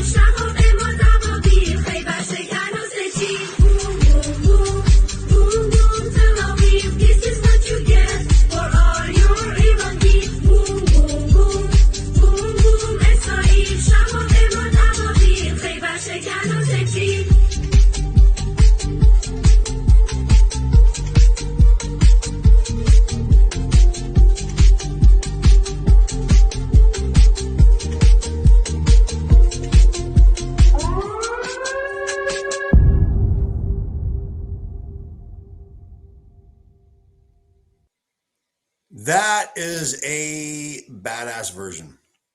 That's one of my favorite ones. They're all my favorite ones. I like all of them. How do I go back to normal size screen? New software for me. There we go. Found it. Well, everybody, that is going to be at the end of the show right now, 12:37 a.m. I will see you all tomorrow. I got to upgrade the software, and I could run it a little bit better than that, and then have it also live stream on some other platforms too as well. So, all right, everybody, God bless you all, and I will see you all tomorrow. Everybody have a good